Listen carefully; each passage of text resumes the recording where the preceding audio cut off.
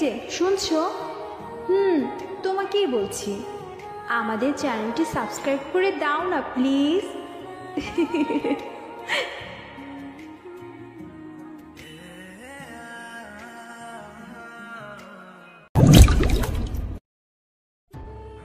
Ma'am, আপনি কি সত্যি বিয়ে করতে যাচ্ছেন নাকি? তো আর কত বছর একা একা থাকবো? তাহলে সেই দিন আত্মহত্যা করতে গেছিলেন কেন? ও, তাহলে তুমি তো দেখছি সবটা জানো। নিশ্চয়ই রাফি বলেছে। আসলে মানুষ জীবনে অনেক ভুল করে, আমিও তখন আবেগের বশে ওই ভুলটা করতে গিয়েছিলাম। আল্লাহর অশেষ কৃপায় বেঁচে গিয়েছিলাম। কোনো এক বিশ্বাসঘাতকের প্রেমে অন্ধ হয়ে গিয়েছিলাম আমি। প্লিজ। আমিও চাই না পুরনো কথা মনে রাখতে, তাই তো আপ্পুর মতে বিয়েটা করতে যাচ্ছি। এইবার আমি গাড়ি কষে ব্রেক করলাম আর গাড়ির পিছের সিটে তাকিয়ে জিজ্ঞেস করলাম, ম্যাম, আপনি শুধু একবার বলুন যে আপনি আমার সাথে মজা করতেছেন। আজব তো, আমি মজা করতে যাব কেন? শিমলা এমনভাবে কথাটা বলল যেন ও খুব খুশি। ভালোই, আমি কিছু বলবো না, শুধু দেখেই যাব। এরপর গাড়ি চালিয়ে সোজা অফিসে চলে এলাম। ঘড়িতে সময় 4টা বেজে 5 মিনিট। ম্যাম, আমি বাসায় যাচ্ছি, অনেক দেরি হয়ে যাচ্ছে। কোথাও যাবেন না আপনি? সকালে কি বলেছিলাম মনে নেই? এরপর আমি মন খারাপ করে নিজের ডেস্কের দিকে যেতে লাগলাম। তখনই রাফি আর আসিফের সাথে দেখা। কি ভাই, কেমন ঘুরলি আজ সারাদিন? রাফির বাচ্চা। রাফি আর আসিফ দৌড়ে পালালো। আমি আমার ডেস্কে বসে কাজ করতে লাগলাম। সারা অফিসে কেউ নেই, শুধু আমি আর শিমলা। শিমলা তার কেবিনে বসে কাজ করতেছে আর আমি আমার ডেস্কে বসে একটিভাবে কাজ করতে করতে 1 ঘন্টা পার হয়ে গেল। সাথে আমার কাজও কমপ্লিট হয়ে গেল। তাই ফাইলটা বন্ধ করে রেখে দিলাম। অনেক ক্লান্ত লাগতেছে। আমি জানি এখন আমার কি করতে হবে। আমি পকেট থেকে একটা সিগারেট বের করে খেতে লাগলাম, চেয়ারে হেলান দিয়ে। সিগারেট অর্ধেক শেষ করার পরে টের পেলাম শিমলা তার কেবিনে থেকে বের হচ্ছে। তাই আমি তাড়াতাড়ি করে সিগারেটটা ফেলে দিলাম। আমি ফাইলগুলো ঠিক করতে লাগলাম। তখন খেয়াল করলাম শিমলার হাতে তার ল্যাপটপ নিয়ে আমার সামনে দাঁড়িয়ে আছে, চোখ দুটো লাল হয়ে আছে। ম্যাম, আপনি চলে এসেছেন? আমি আপনার কাছে যাব ভেবেছিলাম, আমার কাজ সব কমপ্লিট। কিন্তু শিমলা কিছু বলতেছে না, রাগীভাবে আমার দিকে চেয়ে আছে। আমি ভাবতে লাগলাম কোনভাবে সিগারেট খেতে দেখে ফেলে নাই তো। আরে ধুর, কিভাবে দেখবে? আমি তো ম্যাম আসার আগেই ফেলে দিয়েছি। ম্যাম, কিছু কি হয়েছে? আপনি এখানে বসে একটু আগে কি করতেছিলেন? আমি একটু ভয় পেয়ে গেলাম। না, আমাকে ভয় পেলে চলবে না, তাই আমি স্বাভাবিকভাবে বললাম, কই কিছু না তো ম্যাম, আমি তো আমার কাজ করতেছিলাম। আপনি সত্যি বলতেছেন তো? মিথ্যা বললে কিন্তু খবর আছে। এইবার তো আরো ভয় পেয়ে গেলাম। সত্যি সত্যি কি দেখে ফেললো নাকি? অফিসে সিগারেট খাওয়া বারণ, যদি এটা দেখে ফেলে জানি না কি করবে। তবুও বললাম, ম্যাম, আমি তো ফাইলের কাজ করতেছিলাম। এরপর শিমলা তার ল্যাপটপ আমার দিকে ঘুরিয়ে একটা ভিডিও দেখালো। হায় আল্লাহ, আমি শেষ। আমার ডেস্কের উপরে ডান দিকে তাকিয়ে দেখি ছোট একটা সিসি ক্যামেরা। আমি শেষ। এইবার আমাকে কে বাঁচাবে? আসলেই হয়েছে কি ম্যাম? এর মধ্যেই সিগারেট খাওয়া শিখে ফেলেছেন? বাহ, ভালো। আমার কাছে আসুন। Sorry ma'am. কাছে আসতে বলছি আমি। আমি জানি এখন যদি আমি শিমলার কাছে যাই তাহলে নিশ্চিত আমি শহীদ হয়ে যাব। তাই শিমলা যত যাই বলুক না কেন, আমি আর ওর কাছে যাচ্ছি না। ম্যাম, পিছে দেখুন। কি আছে পেছনে? আর এই ফাঁকেই আমি অফিস থেকে এক দৌড়ে বেরিয়ে গেলাম। কালকে কি হবে আমি সেটা জানি না, আজকে তো কোনো মতে ওর হাত থেকে মুক্তি পাই। এরপর রাস্তায় এসে একটা রিক্সা নিয়ে সোজা বাসার দিকে রওনা দিলাম। আসার সময় শুনতে পেয়েছি শিমলা অফিসের ভিতরে বসেই আমাকে অনেকগুলো বকা দিছে। আমি এখন যদি ওর হাতে পড়তাম তাহলে আমি শেষ হয়ে যেতাম, কারণ শিমলা সিগারেট খাওয়া ছেলেদের একটু দেখতে পারে না। আমি অবশ্য এর আগে এইগুলো খেতাম না, এই তো বছরখানেক আগে খাওয়া শিখেছি। যাই হোক, এইগুলো বলতে বলতে বাসায় চলে এসেছি। আমি রিক্সা ভাড়া দিয়ে ভিতরে চলে গেলাম। আব্বু, আব্বু, কই তুমি? কিরে মা, কি হয়েছে? এত জোরে ডাকতেছিস কেন? আব্বু, জানো আজকে অফিসে কি হয়েছে? না বললে জানবো কিভাবে? আব্বু, আজকে শ্রাবণকে নিয়ে সারাদিন ঘুরেছি, কিন্তু বোকাটাকে একটুও বুঝতে দিই নাই যে আমিও ওকে মনে মনে ভালোবাসি। একদম ভালো করেছিস, আমার প্রিন্সেসকে কষ্ট দিয়েছো। আর আব্বু, বিকেলে কি হয়েছে সেটা জানো? কি হয়েছে? শ্রাবণ আমার ভয়ে অফিস থেকে দৌড়ে পালিয়ে বাসায় গেছে।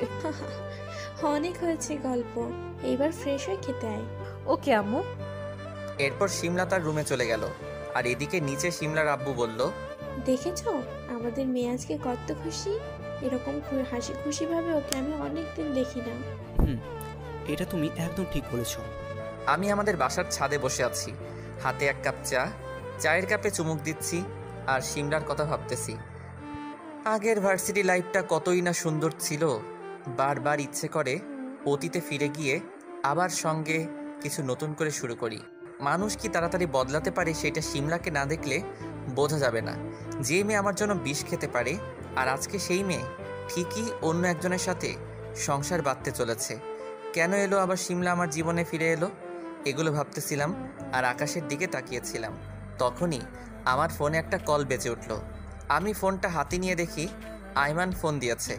আমি সাথে সাথে ফোনটা রিসিভ করলাম। কি মিস্টার মজনু, কোথায় তুমি? ছাদে বসে আছি আমার সবচেয়ে প্রিয় জিনিসের সাথে। তোমার প্রিয় জিনিস মানেই তো চা। এই হাসবি না, আমার তো আর তোদের মতো প্রিয় মানুষ নেই, তাই এই চা একমাত্র সম্বল। বাজে কথা বলে রেস্টুরেন্টে চলে আয়, রিয়াও আছে। আজকে সন্ধ্যা পর্যন্ত গল্প করব। মানে আজকে হঠাৎ করে? কাহিনী গটাই ফেলেছি বন্ধু, তুই আগে আয়, তারপরে তোকে সব কিছু খুলে বলতেছি। আচ্ছা 10 মিনিট অপেক্ষা কর। এরপর আমি আমার রুমে এসে রেডি হয়ে বেরিয়ে গেলাম। একটা রিক্সা নিয়ে আইমানের কাছে চলে এলাম। রিক্সা ভাড়া দিয়ে সোজা আইমানের কাছে চলে এলাম। আসসালামু আলাইকুম ভাবি। শ্রাবণ ভাইয়া, একদম ফাজলামো করবেন না। আচ্ছা সরি। এইবার আইমান তুই বল, কাহিনী কি? আজকে এত খুশি কেন? ভাই কাজ করে ফেলেছি। কি করেছিস আবার? ভাই 1 মাস পরে আমার আর রিয়ার বিয়ে। মানে কেমনি কি ভাই? আজকে বিকালে আব্বু আম্মু রিয়াদের বাসায় গিয়েছিল, সকলের মতেই বিয়ে হতে চলেছে। বাহ, এটা তো খুশির খবর। তাহলে এখন তাড়াতাড়ি খাবার অর্ডার দাও। তোকে বলতে হবে না, আমি কি তোর মতো খচ্চর নাকি? ভাবি আমি কিন্তু গেলাম। এই তুমি কি শুরু করছো?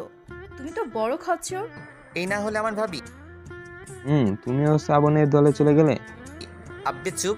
এরপর 3 জনে মিলে অনেক মজা করলাম। রাত 8টার দিকে আমি বাসার উদ্দেশ্যে রওনা দিলাম। বাসার কাছে এসে আপুর জন্য কিছু চকলেট কিনে বাসার সামনে চলে এলাম। এরপর দরজার কাছে এসে কলিং বেল বাজালাম। আপু এসে দরজা খুলে দিল। ভাইয়া আমার চকলেট কই?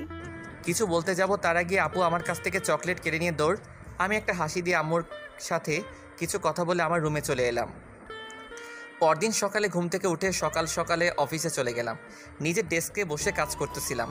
তখন খেয়াল করলাম রিয়া শিমলার কেবিনের দিকে যাচ্ছে। আমি চোখের ইশারায় জিজ্ঞেস করলাম কি হয়েছে। রিয়া বলল ম্যাম নাকি তাকে ডেকেছে। প্রায় 20 মিনিট পরে রিয়া শিমলার কেবিন থেকে বের হলো। রিয়ার দিকে তাকিয়ে দেখি রিয়ার কপাল বেয়ে ঘাম পড়তেছে। তাই আমি রিয়াকে ডেকে জিজ্ঞেস করলাম কি হয়েছে, কিন্তু রিয়া আমার কথা শুনেও না শোনার ভান করে চলে গেল। আমি কিছুই বুঝতে পারতেছিলাম না, তাই চুপচাপ নিজের কাজে মন দিলাম। লাঞ্চ টাইমের আগে শিমলার কেবিনে আমার ডাক পড়ল। আমি চুপচাপ শিমলার কেবিনের সামনে গেলাম। কালকের কথা মনে পড়তেই ভয় হতে লাগলো। এরপর আমি লাঞ্চ টাইমের আগে শিমলার কেবিনে আমার ডাক পড়লো। আমি চুপচাপ শিমলার কেবিনের সামনে চলে গেলাম। কালকের কথা মনে পড়তেই ভয় হতে লাগলো। এরপর আমি বাইরে দাঁড়িয়ে বললাম ম্যাম ভিতরে আসুন। এরপর আমি ম্যামের সামনে এসে দাঁড়িয়ে রইলাম। কোনো কথা বলতেছি না, একভাবে কাজ করে যাচ্ছে। আমাকে বসতেও বলে নাই। আগের দিনের কথা মনে করে আমি দাঁড়িয়ে রইলাম। কি জানি আবার কখন থাপ্পড় মারে। এইভাবে প্রায় 10 মিনিট হয়ে গেল। তাই আমি এইবার বাধ্য হয়ে বললাম ম্যাম আমি কি পরে আসবো? ওকে ম্যাম, আমি আপনার কাছে পরে আসতেছি, আপনি বরং কাজ করুন। আমি এইটা বলে বাইরের দিকে যেতে লাগলাম। তখনই আপনাকে আমি এখান থেকে যেতে বলেছি? আমি আবার ম্যামের সামনে এসে দাঁড়িয়ে বললাম না ম্যাম, কিন্তু আপনি তো কাজ করতেছেন। আপনি আজকে সারাদিন আমার সামনে এভাবে দাঁড়িয়ে থাকবেন? পাগল নাকি? কি বলেন এসব? আমার লজ্জা করে। মিস্টার শ্রাবণ, আমি আপনার সাথে মজা করতেছি না। এই রে, এ তো রেগে পুরো আগুন হয়ে আছে। কিন্তু ম্যাম আমি কি করেছি? কি করেছেন আবার জিজ্ঞেস করতেছেন? কালকে আমাকে না বলে আমার সামনে থেকে পালিয়ে গিয়েছিলেন কেন? ম্যাম সরি, আপনি কালকে যে রেগেছিলেন তাতে শিওর আমি শহীদ হতাম। আর আজকাল তো দেখা যায় আপনি অফিস ফাঁকি দিয়ে গার্লফ্রেন্ড নিয়ে ঘুরে বেড়ান। আস্তাগফিরুল্লাহ, ম্যাম আপনি এগুলো কি বলেন? আমি আর মেয়ে? এটা তো পাগলও বিশ্বাস করবে না। তার মানে আপনার কোনো গার্লফ্রেন্ড নেই? একটা ছিল, বাট সে তো আমাকে ভুল বুঝে দূরে চলে গেছে, আর আপাতত একাই আছি। ম্যাম আমার দিকে একবার তাকিয়ে আবার বলল, তাহলে এই রিয়াটা কে? আমি তো ছবিটা দেখে অবাক। এ কি জিনিস মাইরি? কালকে বন্ধুর গার্লফ্রেন্ড দেখতে গেছিলাম, সেই ছবি ম্যামের ফোনে কেন? কোন হালায় আমার এমন সর্বনাশ করলো? আরে ম্যাম এটা তো আমার ভাবি। ভাবি মানে? ম্যাম আমার বন্ধু আইমানের হবু বউ লাগে রিয়া। বন্ধুর বউ মানেই তো ভাবি, তাই তো ভাবি বললাম। ও শিট, একটা ভুল হয়ে গেছে। কি ভুল ম্যাম?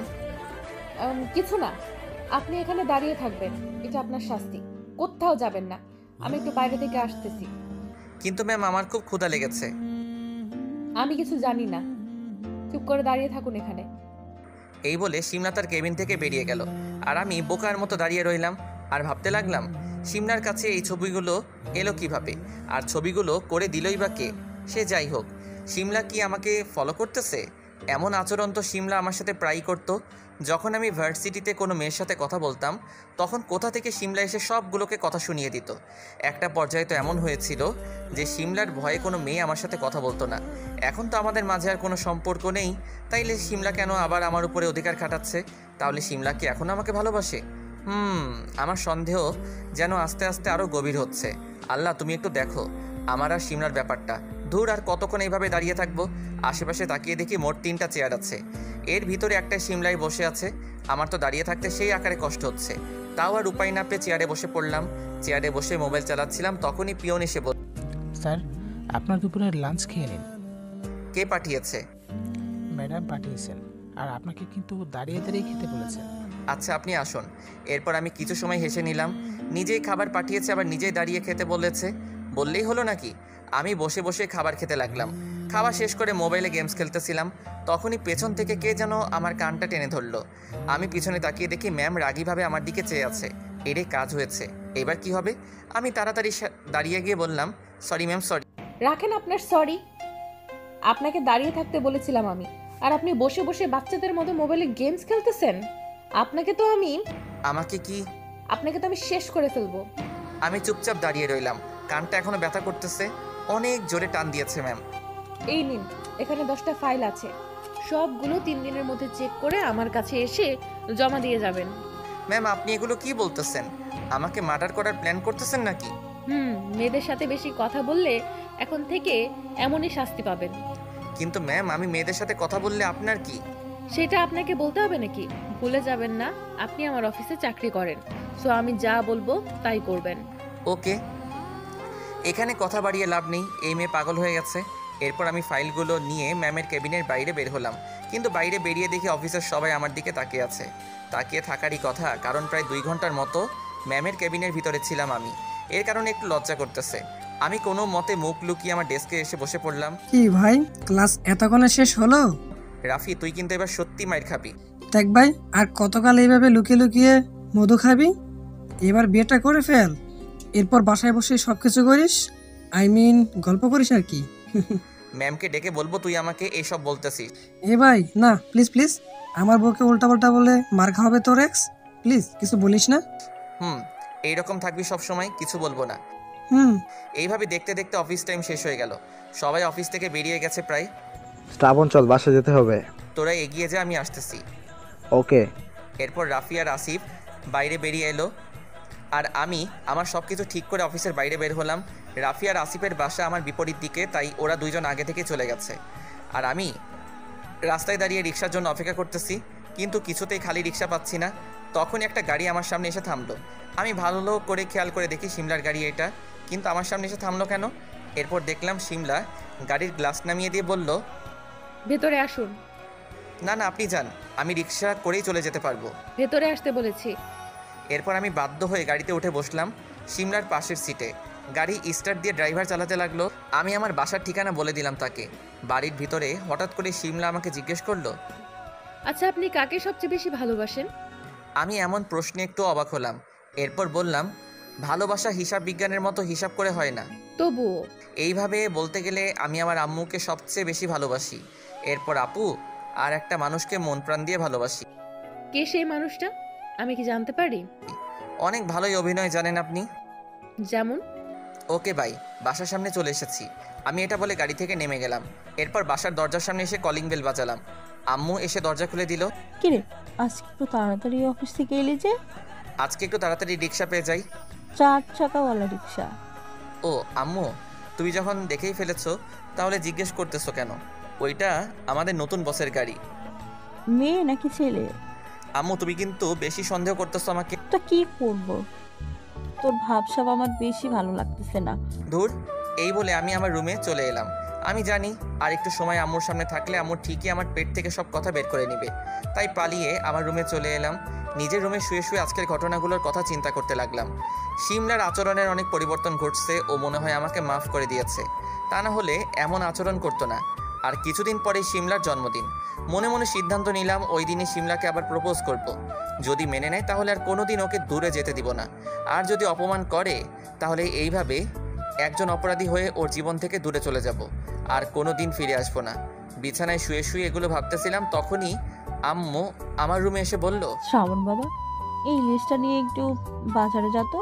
কেন আম্মু? বাজার প্রায় শেষ, তাই আগে থেকে সবকিছু এনে রাখা ভালো। আচ্ছা দাও। এরপর আম্মু আমার কাছে বাজারের লিস্ট দিয়ে রুমের বাইরে চলে গেল। আমিও রেডি হয়ে বাজারের ব্যাগ নিয়ে বাসার বাইরে বের হলাম। কিন্তু রাস্তার মাঝখানে রিয়ার সাথে দেখা। আমি রিয়াকে দেখেই ডাক দেই, কিন্তু রিয়া কেন জানি আমাকে দেখেও না দেখার ভান করে চলে যেতে চায়। তাই আমি দৌড়ে রিয়ার কাছে চলে যাই। রিয়া, কি হয়েছে তোমার? সে অফিস থেকে খেয়াল করতেছি তুমি আমাকে কেমন ইগনোর করে চলতেছো। আমার কোনো কাজে তুমি কি অখুশি? তাহলে সেটা বলো, আমি আর এমন কাজ করব না। না ভাইয়া, তেমন কিছু না। ও আচ্ছা, বুঝেছি। আমি তোমাকে ভাবি বলে ডাকি, এই কারণে তুমি আমার উপরে রেগে আছো? আচ্ছা, সমস্যা নেই। আমি আর তোমাকে ভাবি বলে ডাকবো না, আপু বলেই ডাকবো। আমি না তোমার বন্ধুর হবু বউ, তাহলে আমাকে ভাবি ডাকলে আমি রাগ করব কেন? বরং আমার তো ভালোই লাগে। তাহলে এখানে দাঁড়িয়ে বলা যাবে না, ওই রেস্টুরেন্টে চলো, ওখানে গিয়ে সব কিছু বলি। আচ্ছা চলো রেস্টুরেন্টে। এইবার বলো কি করেছি আমি? তুমি কিছু করো নাই। তাহলে? আচ্ছা ভাইয়া, তুমি কি আমাদের অফিসের বসকে ভালোবাসো? রিয়ার এমন কথাই একটু অবাক হলাম। তারপরে বলে দিলাম, ভালোবাসি, কিন্তু ম্যাম তো পাত্তাই দেয় না। ও মাই গড, আমিও তাই তো ভাবতেছি ম্যাম এমন করলো কেন। আসলে তোমার ধারণা ভুল। মানে? ম্যামও তোমাকে মনে মনে অনেক ভালোবাসে। সেটা তো আমি জানি। আরে আমি সেটা বলতেছি না। তো কি বলতেছো? ম্যাম বাইরে তোমার সাথে রাগীভাবে কথা বললেও সে তোমাকে অনেক ভালোবাসে। কিন্তু তুমি বুঝলে কিভাবে? মনে আছে কালকে আমি, তুমি আর আইমান 3 জন মিলে রেস্টুরেন্টে বসে আড্ডা দিচ্ছিলাম, আর এইটা ম্যাম দেখে ফেলে। এইটা দেখে ম্যাম ভাবে আমি আর তুমি গার্লফ্রেন্ড বয়ফ্রেন্ড, আর এই কারণে অফিসে আজকে সকালে আমাকে ম্যাম তার কেবিনে ডাকে। তারপর ম্যাম আমাকে অনেকগুলো কথা শোনায়, কেন আমি তোমার সাথে গেছি। কিন্তু পরে যখন আমি তাকে সব খুলে বললাম যে আমি আইমানকে ভালোবাসি, এরপরে কিছুটা ঠান্ডা হলো। কিন্তু এর পরেও বলে দেয় আমি যেন তোমার সাথে আর বেশি কথা না বলি। এটা তো সাংঘাতিক ব্যাপার। আর আমি এই কারণেই তোমার থেকে দূরে দূরে থাকার চেষ্টা করি। কি জানি আমার চাকরিটা আবার কখন নিয়ে নেয়। আচ্ছা ঠিক আছে, আমি বুঝতে পেরেছি। আর ভাইয়া, তুমি তলে তলে এত সব করো আগে জানতাম না। আচ্ছা ভাইয়া, বাসায় যেতে হবে, আসি। আচ্ছা। এরপর আমি রেস্টুরেন্টে থেকে বের হয়ে বাজার করতে চলে যাই। বাজার করে আসার পথে ভাবতে থাকি, আমি আগেই জানতাম যে শিমরা আমাকে এখনও মনে মনে ভালোবাসে। কিন্তু আজকে রিয়া যেটা বলল, এতে তো আমি 100% শিওর যে শিমলা আমাকে এখনও আগের মতোই ভালোবাসে। কারণ এর আগেও আমার সাথে কোনো মেয়ে দেখলেই শিমলা এমন করতো। এক কথায় আমার পাশে কোনো মেয়ে দেখতে পারতো না। যাই হোক, আর কিছুদিন পরে শিমলার বার্থডে। আমি ঠিক করেছি ওই দিন শিমলাকে প্রপোজ করব। আমি জানি শিমলাও আমাকে মেনে নিবে। এরপর সুন্দরভাবে আমাদের জীবনটা আবার নতুন করে শুরু করব। অপরদিকে শিমলা তার রুমে বসে বসে ভাবতে, না, অনেক হয়েছে, বেয়াদবটার সাথে অনেক খারাপ ব্যবহার করেছি। আর না, সামনেই তো আমার বার্থডে। আমি জানি শ্রাবণ আমাকে সবার প্রথমে উইশ করবে, আর ওই দিনই সকলের সামনে আমি আমার আর শ্রাবণের বিয়ের কথা অ্যানাউন্সমেন্ট করব। শিমলা এই ব্যাপারে তার বাবার সাথেও কথা বলে। তার বাবাও এক কথায় রাজি হয়ে যায়, কারণ তার মেয়ের বিয়ের বয়স হয়ে গেছে, আর কতদিন এইভাবে থাকবে, তাই তিনি রাজি হয়ে যায়। এইভাবেই দেখতে দেখতে কিছুদিন কেটে যায়। এখন শিমলা আর আমার সাথে তেমন কোনো খারাপ ব্যবহার করে না, এতে আমিও ভালো করে বুঝে যাই যে শিমলাও এখন আমাকে পছন্দ করে। কালকে শিমলার বার্থডে, আমি কালকের জন্যই অপেক্ষা করে আছি অনেক দিন ধরে। প্রতিদিনের মতো আজকেও আমি অফিসে বসে কাজ করতেছিলাম, তখনই আমার ডাক পড়ল শিমলার কেবিনে। আমিও প্রস্তুতি নিয়ে শিমলার কেবিনের দিকে গেলাম। কেবিনের সামনে গিয়ে জিজ্ঞেস করলাম, ম্যাম ভিতরে আসবো?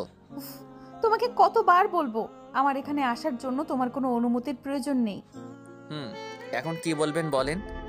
কালকে আমার বাসায় একটা পার্টি আছে, তুমি হয়তো জানো কিসের পার্টি। কালকে সময় মতো আমার বাসায় চলে আসবে কিন্তু। আচ্ছা। আর কালকে তোমার জন্য একটা সারপ্রাইজ আছে। আমার জন্য আবার কিসের সারপ্রাইজ? আর আমিও আপনাকে কিছু বলতে চাই। আচ্ছা, কালকে সবকিছু দেখা যাবে।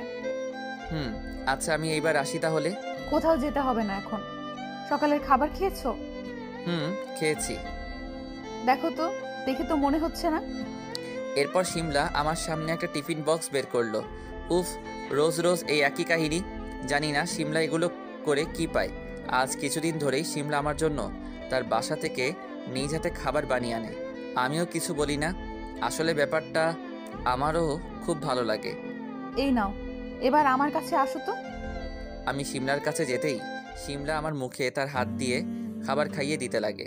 এতে আমি প্রচণ্ড অবাক হই, কারণ এর আগে আমি একাই খেয়ে নিতাম আর শিমলা শুধু তাকিয়ে তাকিয়ে দেখত। কিন্তু আজকে শিমলা নিজেই খাবার খাইয়ে দিতে লাগলো। এতে কিছুটা আনইজি ফিল হয়। তাই আমি শিমলাকে আটকে দিয়ে বলি, এ কি করতেছেন? যদি কেউ দেখে ফেলে তাহলে কেলেঙ্কারি হয়ে যাবে। কেউ দেখবে না, আর এতে কেলেঙ্কারির কি আছে? এই বলে শিমলা আমাকে খাইয়ে দিতে লাগে।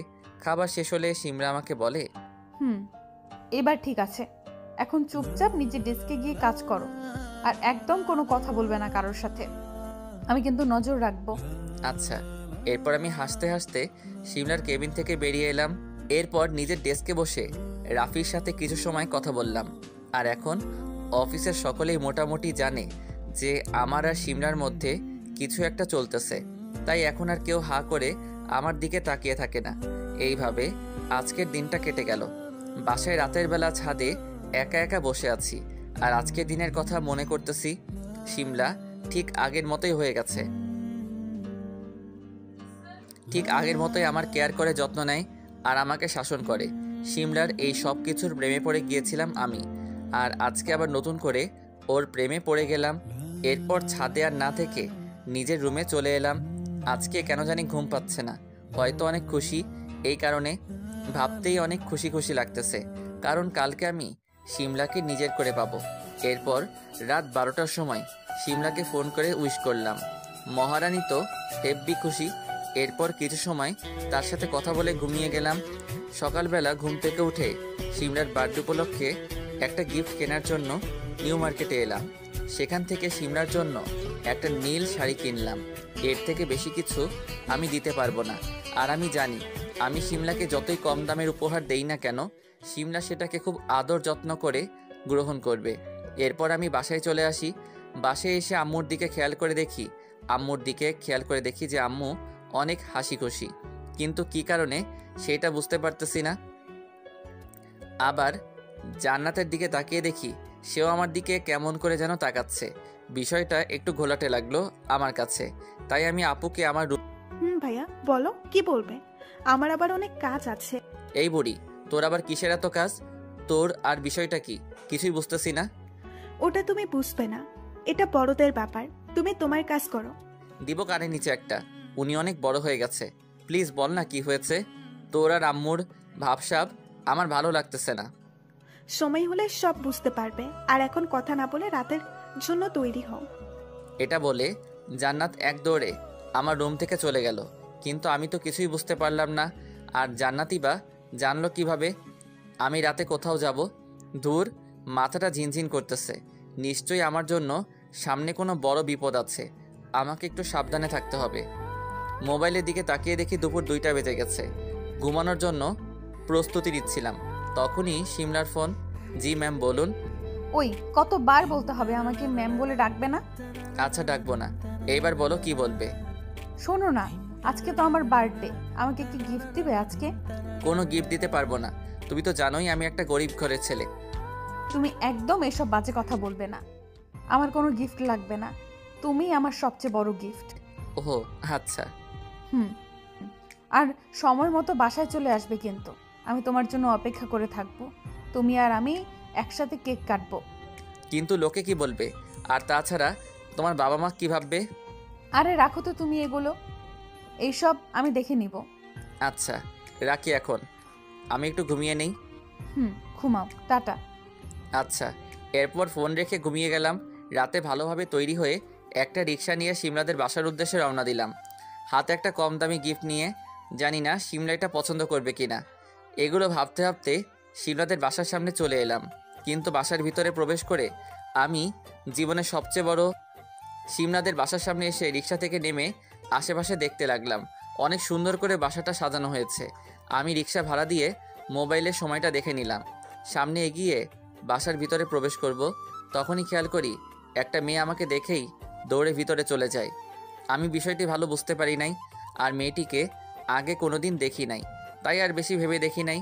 ভিতরে প্রবেশ করে দেখতে পাই অফিসের সকলে কম বেশি আছে। আমি এগিয়ে রাফির কাছে যাব, তখনই বাসার সমস্ত লাইট অফ হয়ে যায়। শুধু কেক কাটার স্থানে একটা সাদা আলো জ্বলেছিল, কিন্তু সেখানে আমার চোখ যেতেই অবাক হয়ে যাই, কারণ সেখানে সিমলা দাঁড়িয়েছিল। এটা খুবই স্বাভাবিক, কিন্তু সিমলার পাশে আমি একটা ছেলেকে দেখতে পাই। ছেলেটি সিমলার খুবই কাছে ছিল, যেটা দেখে আমার খুবই খারাপ লাগতেছিল। কিন্তু আমাকে অবাক করে দিয়ে সিমলা তার কেকের সমস্ত মোমবাতি নিভিয়ে দিয়ে চাকু দিয়ে কেক কাটে, আর সকলে একসাথে হাততালি দিয়ে বলে ওঠে, happy birthday, happy birthday to you Simla. আর সিমলা একটা কেকের টুকরো তার পাশে থাকা সেই ছেলেটিকে খাইয়ে দেয়, এবং এক টুকরো তার বাবাকে।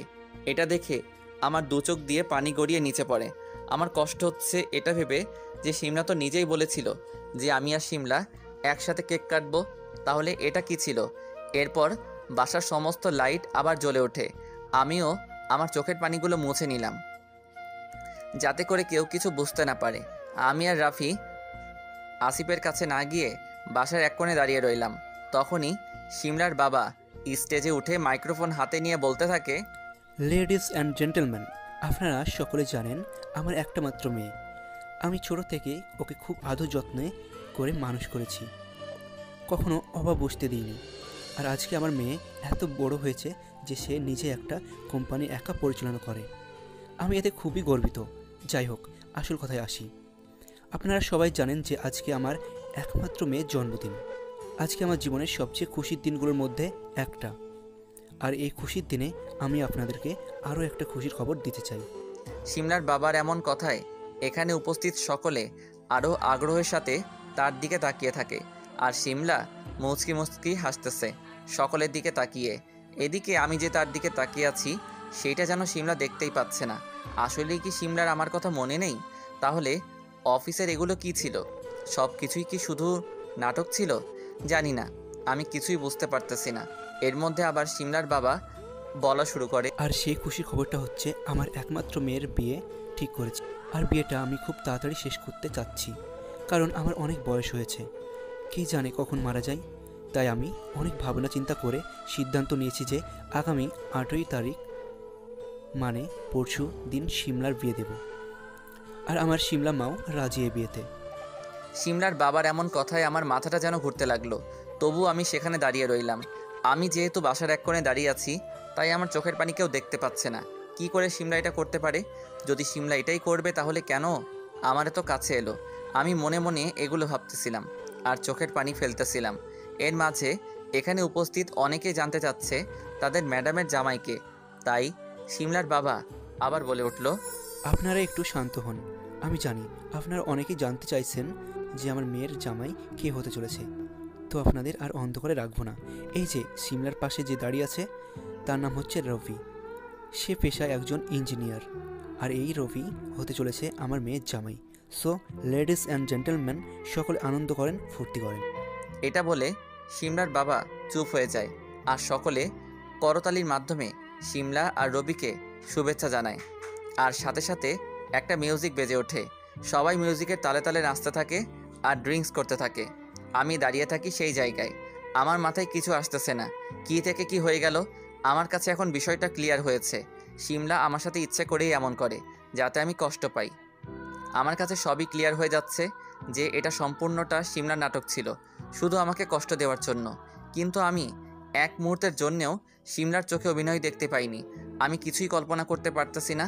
যাই হোক, যেটা হয়ে গেছে সেটাই মেনে নিতে হবে আমাকে। আমার আগেই বোঝা উচিত ছিল শিমলা কোনো দিন আমার ছিল না, আর আমার হওয়ার কথাও ছিল না। শুধু শুধু আমি ওকে নিয়ে মাঝখানে স্বপ্ন দেখি। এরপর পকেটে থেকে রুমালটা বের করে চোখের পানি ভালো করে মুছে নেই আর ভাবি শিমলার সাথে শেষবারের মতো একবার কিছু কথা বলবো। তাই আমি শিমলার দিকে এগিয়ে যেতেই থাকি। আমি শিমলার পিছে গিয়ে শিমলাকে ডাক দেই, ম্যাম।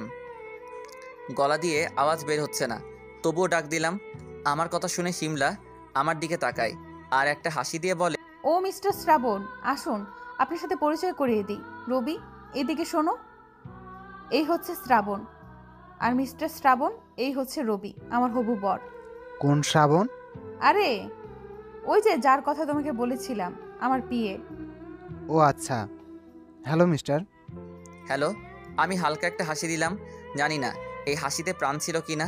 আমি শিমলাকে আবার বললাম, ম্যাম আপনার সাথে একটু কথা ছিল, যদি এই দিকে একটু আসতেন। সরি, বুঝতেই পারতেছেন পরশু আমার বিয়ে, তাই এখন রবিকে ছেড়ে আসতে পারবো না। আপনি পরে আমার সাথে কথা বললেন, এখন পার্টিতে এনজয় করেন। শিমলা এই কথাগুলো বলে রবিকে নিয়ে অন্যদিকে চলে গেল। আমি বুঝতে পেরেছি শিমলা আমার সাথে এগুলো ইচ্ছে করেই করতেছে, যাতে করে আমি কষ্ট পাই। আর শিমলা এটাতে সফলও হয়েছে। তাই আমি আর এখানে এক মুহূর্তের জন্যও দাঁড়ালাম না। শিমলাদের বাসা থেকে বের হতে যাব, তখনই রাফির সাথে দেখা। কিরে, কই যাস? বাসায় যাই, একটু কাজ আছে। ও আচ্ছা, কিন্তু রাতে ডিনার করে যেতে পারিস তো? রাফির এমন কথায় অনেক কষ্ট পেলাম, কারণ রাফি তো সবটা জানতো। তাহলে ও কি করে আমাকে এমন পরিস্থিতিতে এই কথা বলে? আমি রাফির দিকে তাকিয়ে জাস্ট এইটুকুই বলি, ছি। এরপর কান্না করতে করতে শিমলাদের বাসা থেকে বেরিয়ে এলাম। কিছু দূর হেঁটে আসার পরে একটা টং দোকানে দেখতে পেলাম। সেখানে গিয়ে এক প্যাকেট সিগারেট নিয়ে নিলাম। রাস্তা দিয়ে হাঁটতেছি আর শিমলার কথা ভাবতেছি। তখনই আমার খেয়াল হলো আমার হাতে শিমলার গিফট রয়েছে। এটা দেখেই প্রচুর রাগ হলো। শিমলার জন্য আনা গিফটটা ছুঁড়ে ফেলে দিলাম আর সামনের দিকে হাঁটতে লাগলাম। আজকে প্রায় 2 বছর পরে আবার সেই রাতের কথা মনে পড়তেছে। এই রকমই কষ্ট হয়েছিল সেই দিন, যেদিন শিমলার মামা বলেছিল শিমলার বিয়ে হয়ে গেছে। প্রচুর কেঁদেছিলাম সেই দিন, কিন্তু আজকে তো সত্যি সত্যি শিমলার বিয়ে ঠিক হয়ে গেছে। কি করব এখন আমি জানা নেই। একের পর এক সিগারেট খেতে থাকি। রাস্তা দিয়ে হেঁটে হেঁটে বাসার দিকে যাচ্ছিলাম। আনুমানিক তখন রাত 10টা বাজে। তখনই আম্মুর ফোন থেকে একটা কল আসে। আমি ফোনটা সাথে সাথে রিসিভ করি। হ্যালো ভাইয়া, কোথায় তুই? একটু বাইরে আছি। কেন, কিছু হয়েছে? আর আম্মুর ফোন তোর কাছে কেন? ভাইয়া তাড়াতাড়ি বাসায় আয়, আম্মু যেন কেমন করতেছে। কি হয়েছে আম্মুর? আমি এখনই আসতেছি। এরপর ফোন রেখে দিয়ে দৌড়ে বাসায় চলে যাই। বাসার দরজার কাছে এসে কলিং বেল বাজাতেই আম্মু এসে দরজা খুলে দেয়। আম্মু, তোমার কি হয়েছে? জান্নাত আমাকে ফোনে কি বলল? আরে পাগল ছেলে, এত উত্তেজিত হতে হবে না। আমার তেমন কিছু হয়নি, একটু মাথা ঘুরে পড়ে গিয়েছিলাম। উফ, তোমাকে কত করে বলি একদম চিন্তা করবে না, এই কারণেই তোমার এমন হয় মাঝে মাঝে। তখনই আপু আমার সামনে আসে আর আমাকে এসে বলে, ভাইয়া তোর কারণেই তো আম্মুর এমন অবস্থা। আমার কারণে মানে? এই যে আম্মু একা কি বাসার সব কাজ একা করতে পারে? আম্মুর বয়স হয়েছে তো। তাহলে একটা কাজের লোক ঠিক করলেই তো হয়। ভাইয়া তুই আবার উল্টা বুঝতেছিস। তুই যদি একটা বিয়ে করে নিস তাহলেই তো সবকিছু মিটে যায়। আম্মুরও একটা সাথী হবে আর আমিও একটা ভাবি পাবো। জানাতের এমন কথায় আমি কিছুটা পিছিয়ে গেলাম। এমনিতেই শিমলার কারণে অনেক কষ্টে আছি, এর উপরে আবার আম্মুর এই অবস্থা, কোথায় যাব আমি কিছুই বুঝতেছি না। আম্মুর দিকে তাকিয়ে দেখি আম্মু আমার দিকে কেমন করে তাকিয়ে আছে। আমি জানি আম্মু মনে মনে এটাই চাই, ছেলের বিয়ের বয়স হয়েছে তবু ছেলে বিয়ে করতেছে না। এটা কোনো বাবা মা মেনে নিতে পারে না। আম্মু হয়তো আমার দিকে তাকিয়ে কিছু বলে না, কিন্তু আমি জানি আম্মু মনে মনে এটাই চাই। তাই আমি আম্মুর দিকে তাকিয়ে বলি, আম্মু তুমিও এটাই চাও? আম্মু কোনো কথাই বলতেছে না। তাই আমি বুঝে গেলাম আম্মুও এটাই চাই। তাই আমি আম্মুর মুখে হাত রেখে বললাম, আম্মু তোমাদের খুশিতেই আমার খুশি, আমি বিয়ে করব। তোমার পছন্দের মেয়েকে আমি বিয়ে করব। আম্মু আমার এমন কথায় অনেক খুশি হলো, আমার দিকে তাকিয়ে বলল, বাবা তুই সত্যি বলতেছিস? ঠান্ডা দেখ না, তোর ভাই আমার সাথে মজা করতেছে। আম্মু আমি সত্যি বলতেছি। এবার আম্মু আমাকে জড়িয়ে ধরে বলল, বাবা তুই এতদিনে আমার মনে কথাটা বুঝছিস। আমার মেয়ে পছন্দ করা আছে, আমি শুধু তোর অপেক্ষায় ছিলাম। আমার কাছে মেয়ের ছবি আছে, অপেক্ষা কর, তোকে দেখাচ্ছি। জান্নাত আমার রুম থেকে ছবিটা নিয়ে এত। আম্মু আম্মু এত ব্যস্ত হতে হবে না। আর মেয়ে যখন তোমার পছন্দ, তাহলে আমার আর দেখার দরকার নেই। তোমার পছন্দই আমার পছন্দ। ধন্যবাদ ভাইয়া। ঠিক আছে। এটা বলে আমি আমার রুমে চলে এলাম। রুমে এসে দরজা বন্ধ করে চোখের পানি ফেলতে লাগলাম। এই তো কিছু সময় আগেও ভেবেছিলাম শিমলাকে আজকে নিজের করে পাবো, কিন্তু একটা দমকা হাওয়া এসে সব কিছু উল্টাপাল্টা করে দিল।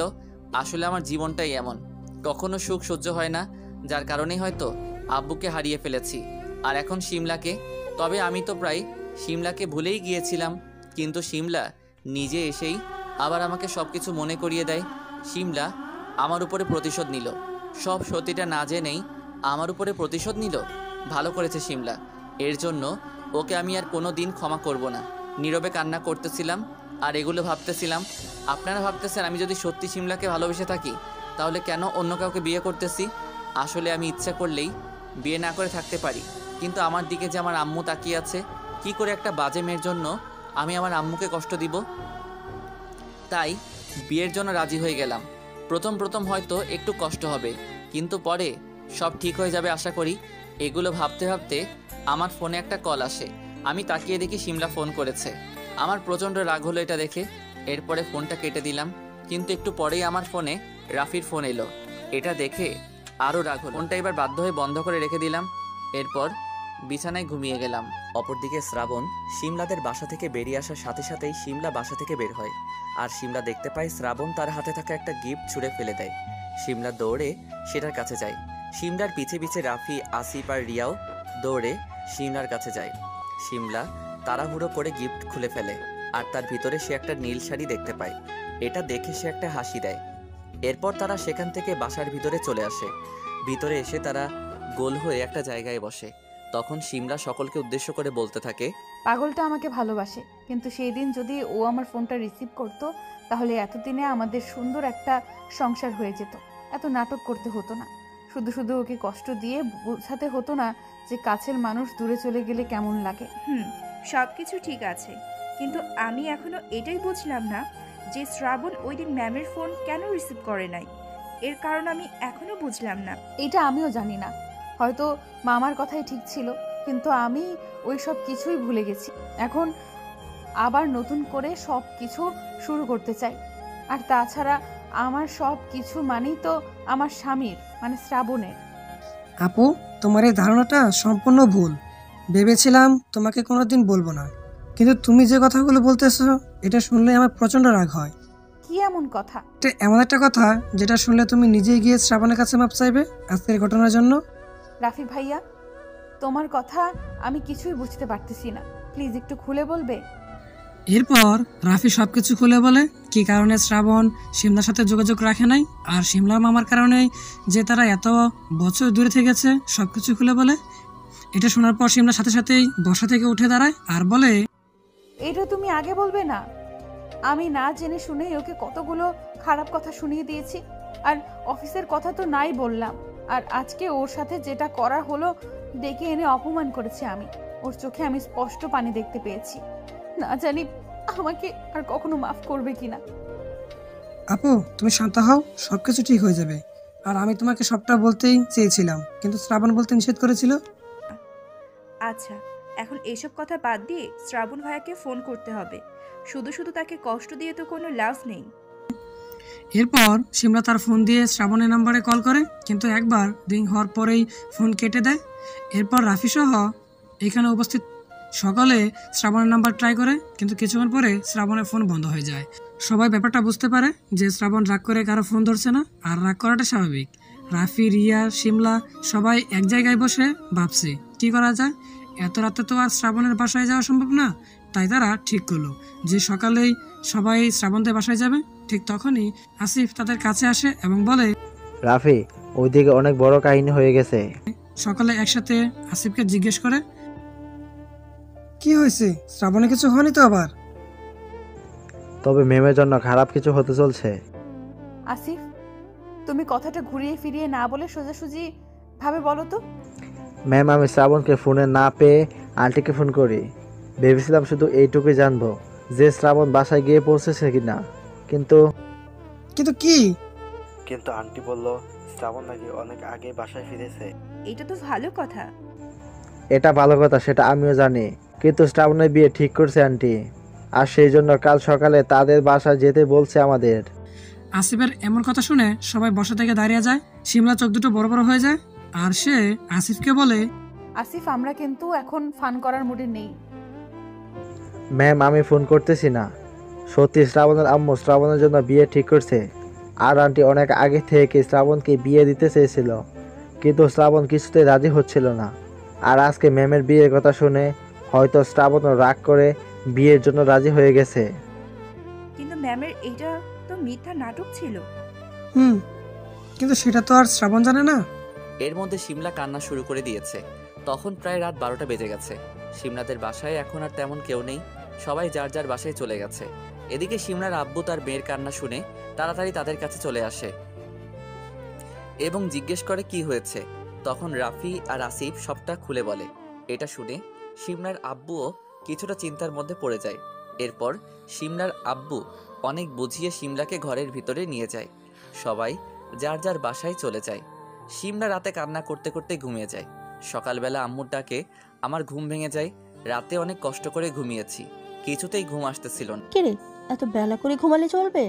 তাড়াতাড়ি ফিরে এসে নিয়েছে খাবার খেতে আয়, একটু পরে শপিং করতে যাবি তুই আর তোর বোন দুজনে মিলে। আম্মু প্লিজ, এইসব আমার ভালো লাগতেছে না, আমি যাব না। আমি এত কিছু বুঝি না, তুই একটু পরে যাবি, এটাই ফাইনাল। তুমি যাও তো এখান থেকে। এটা বলে আমি ওয়াশরুমের ভিতরে চলে এলাম। এমনিতেই মনটা ভীষণ খারাপ। একদিকে শিমলার বিয়ে ঠিক হয়ে গেছে, আর অন্যদিকে আম্মুও আমার বিয়ে ঠিক করে ফেলেছে। জানি না ভবিষ্যতে কি হবে। আমি ফ্রেশ হয়ে নিচে খাবার টেবিলে চলে এলাম। তখনই আম্মু আমার হাতে একটা ছবি দিল। এই নে, এটা তোর হবু বইয়ের ছবি, দেখে বলতো কেমন লাগে। আমি ছবিটা না দেখেই টেবিলের পাশে রেখে দিলাম। তখনই বাসার কলিং বেল বেজে উঠল। আম্মু গিয়ে দরজা খুলে দিল। কে এসেছে আমি সেই দিকে খেয়াল না করেই খাবার খেয়ে যাচ্ছি। তখন আম্মু আমার সামনে একটা মেয়েকে নিয়ে আসে। আমি মেয়েটার দিকে একবার তাকিয়ে দেখলাম। এর আগে কখনো দেখেছি বলে মনে হয় না। শ্রাবণ, এইদিকে তাকিয়ে দেখ কে এসেছে। কে এসেছে? উফ, তোকে কতবার বলেছি ছবিটা দেখতে। এই হচ্ছে রিমি। রিমির সাথেই তোর বিয়ে ঠিক হয়েছে, আর সেটাও কালকে। আম্মুর কথায় গলার খাবার আটকে গেল। রিমি এসে আমাকে এক গ্লাস পানি এগিয়ে দিল। আমি পানি খেয়ে আম্মুর দিকে তাকিয়ে বললাম, আম্মু আমি বিয়েতে রাজি হয়েছি, তার মানে এই না যে তুমি এত তাড়াতাড়ি আমার বিয়ে দিয়ে দিবে। দেখ বাবা, আমিও চেয়েছিলাম একটু বড় করে তোর বিয়েটা দিতে, কিন্তু রিমির পরিবার চাচ্ছে বিয়েটা খুব তাড়াতাড়ি দিতে। আর কালকেই বিয়ের দিনটা আমরা ঠিক করেছি। দুই পরিবারের লোকজন থাকবে শুধু, পরে তোদের মত থাকলে বড় করে একটা অনুষ্ঠান করা যাবে, সমস্যা নেই। আম্মু তোমার যা ইচ্ছে তুমি তাই করো। এটা বলে আমি খাবার শেষ করে আমার রুমে এসে তৈরি হতে লাগলাম, কারণ এখন নাকি আবার শপিং করতে যেতে হবে। আন্টি, উনি এমন রেগে চলে গেলেন কেন? ও কিছু না মা, আমার ছেলেটা একটু রাগী, তবে ভেতরটা এত নরম, তুমি চিন্তা করো না। আচ্ছা আন্টি, আর আব্বু আমাকে আপনাদের বাসায় পাঠিয়েছে, একসাথে ওনাকে নিয়ে শপিং করতে যেতে বলেছে। একদম ঠিক করেছে তোমার বাবা। আচ্ছা তুমি জান্নাতের সাথে গল্প করো, আমি একটু শ্রাবণের সাথে কথা বলে আসি। আচ্ছা আন্টি। আমি রেডি হয়ে রুম থেকে বের হতে যাব। তখনই আম্মু আমার রুমে এলো। আমার হাত ধরে নিয়ে একটা চেয়ারে বসিয়ে বলল, মেয়ে পছন্দ হয়েছে? তোমার পছন্দ হলেই আমার পছন্দ। বিয়েটা কি আমি করতেছি নাকি? আর তোর যদি পছন্দ না হয়ে থাকে তাহলে এখনো সময় আছে, আমাকে বল, আর তা না হলে কিন্তু পরে কিছু বলতে পারবি না। আম্মু আমার কোনো সমস্যা নেই, আমার কোনো সমস্যা থাকতেই পারে না। আমার আর কিছু নেই যে তার জন্য আমার সমস্যা হবে। এই তো আমার শোনা ছেলে, তাহলে রিমিকে আর জান্নাতকে নিয়ে তাড়াতাড়ি বেরিয়ে পড়, শপিং করতে আয়। মানে ওই মেয়েটাও যাবে নাকি আমাদের সাথে? এই বেয়াদব, আস্তে আস্তে বল, নিচে রিমি আছে, শুনতে পাবে। এই তুই আমার দিকে তাকা, ও তোর বউ হতে চলেছে, ও তোর সাথে শপিং করতে গেলে সমস্যা কোথায়? আচ্ছা আচ্ছা চলো। এরপর আমি নিচে চলে এলাম। সেখানে এসে দেখি রিমি আর জান্নাত বসে বসে গল্প করতেছে। আমি তাদের সামনে গিয়ে বললাম, জান্নাত তাড়াতাড়ি আয়। এটা বলে আমি বাইরে চলে এলাম। বাইরে এসে রিক্সা ঠিক করব, তখনই আমার সামনে একটা গাড়ি এসে থামে। আমি ভালো করে তাকিয়ে দেখি এটা তো আদনান স্যারের গাড়ি। স্যার সকাল সকাল আমাদের বাসার সামনে কি করে?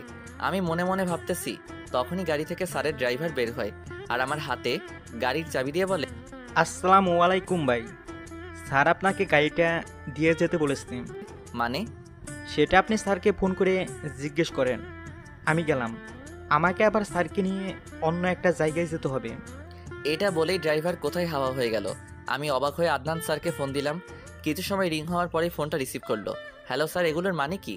মানে তুমি তো আর আমাকে আপন ভাবো না, তাই হয়তো তোমার বিয়ের কথাটা আমাকে বললে না, কিন্তু আমি তো আর তোমাকে নিজের ছেলের মতন দেখি, তাই তোমার সুবিধার কথা চিন্তা করে গাড়ি পাঠিয়েছিলাম। আসলে স্যার সব কিছু এত হুট করে হয়ে যাচ্ছে যে আপনাকে বলার সুযোগ হয়ে ওঠেনি। তোমার আম্মু বলছে সব কিছু। এখন আর বেশি কথা না বলে বউকে নিয়ে শপিং করে এসো। এই রোদে রিক্সা করে গেলে অনেক কষ্ট হবে। স্যার এইসবের কোনো দরকার ছিল না, আমরা রিক্সায় যেতে পারতাম। এখন কিন্তু তুমি একা না, সাথে তোমার বউ আছে, তার কথাটাও একটু ভাবো। স্যার আপনি এখনো আগের মতোই আছেন। আমি জানি, আর কথা না বাড়িয়ে কাজে যাও। এরপর স্যার ফোন কেটে দিল। আমি জানি না মানুষটা এত ভালো কেন। আজকে আমার বাবা থাকলে তিনিও হয়তো আমাকে এমনভাবে মিষ্টি শাসন করে আমার প্রতি খেয়াল রাখতো। যাই হোক, আমি ড্রাইভিং সিটে উঠে বসে পড়লাম। রিমি আর জান্নাত এসে গাড়ির সামনে দাঁড়িয়ে থাকে। আমি জান্নাতকে বলি, তাড়াতাড়ি ওঠো। ভাইয়া, কার গাড়ি এটা? আদনান স্যারের। এরপর রিমি আর জান্নাত গাড়ির পিছন সিটে বসে পড়ল আর আমিও গাড়ি স্টার্ট করে মার্কেটের দিকে যেতে লাগলাম। গাড়ির লুকিং গ্লাসে তাকিয়ে দেখি রিমি মেয়েটা বারবার আমার দিকে তাকাচ্ছে, হয়তো কিছু বলতে চাই, কিন্তু আমি সেদিকে পাত্তা না দিয়ে গাড়ি ড্রাইভ করতে থাকি। গাড়ির লুকিং গ্লাসে তাকিয়ে দেখি রিমি মেয়েটা বারবার আমার দিকে তাকাচ্ছে, হয়তো কিছু বলতে চাই, কিন্তু আমি সেদিকে পাত্তা না দিয়ে গাড়ি ড্রাইভ করতে থাকি। কিছুক্ষণ ড্রাইভ করার পরে গন্তব্যস্থানে চলে এলাম। আমি গাড়িটা পার্কিং করে সকলকে নিয়ে একটা মার্কেটের ভিতরে গেলাম। জান্নাত ওনাকে সাথে নিয়ে সবকিছু সিলেক্ট করে ফেলো। ভাইয়া তুই কোথায় যাবি? তুইও আমাদের সাথে পছন্দ কর। আমার এইসব ভালো লাগে না, তোর যা ইচ্ছে তুই তাই কর, আমি ওই দিকটায় আছি, কোনো সমস্যা হলে আমাকে ডাক দিস। এই বলে আমি রিমি আর জান্নাতের কাছ থেকে দূরে চলে এলাম। মার্কেটের এই সাইডে একটু ভিড় কম, লোকজন নেই বললেই চলে। আমি পকেট থেকে ফোনটা বের করে অন করলাম। ফোন অন করার সাথে সাথেই সিমরার ফোন। আমি শিওর ও আমাকে জ্বালানোর জন্য ফোন করেছে। আমি আর ওর ফাঁদে পা দিয়ে যেচে অপমান হতে চাই না, তাই সিমরার নাম্বার ব্লক করে দিলাম। এরপর আইমানকে ফোন দিলাম। দোস্ত কোথায় তুই? আরে দোস্ত কোথায়, আবার অফিসে আছি। হালার বুড়ো আজকে একটু বেশি রেগে আছে, মনে হয় বউয়ের সাথে ঝামেলা করে অফিসে এসেছে। ও আচ্ছা, কিন্তু দোস্ত আমি যে একটা বিপদে পড়ে গেছি, এই বিপদ থেকে আর বোধহয় বের হতে পারবো না আমি। কেন, তোর আবার কিসের বিপদ? করিস তো এক্স গার্লফ্রেন্ডের অফিসে চাকরি, আবার শুনলাম সেও নাকি আবার তোর প্রেমে হাবুডুবু খাচ্ছে, কাহিনী কি?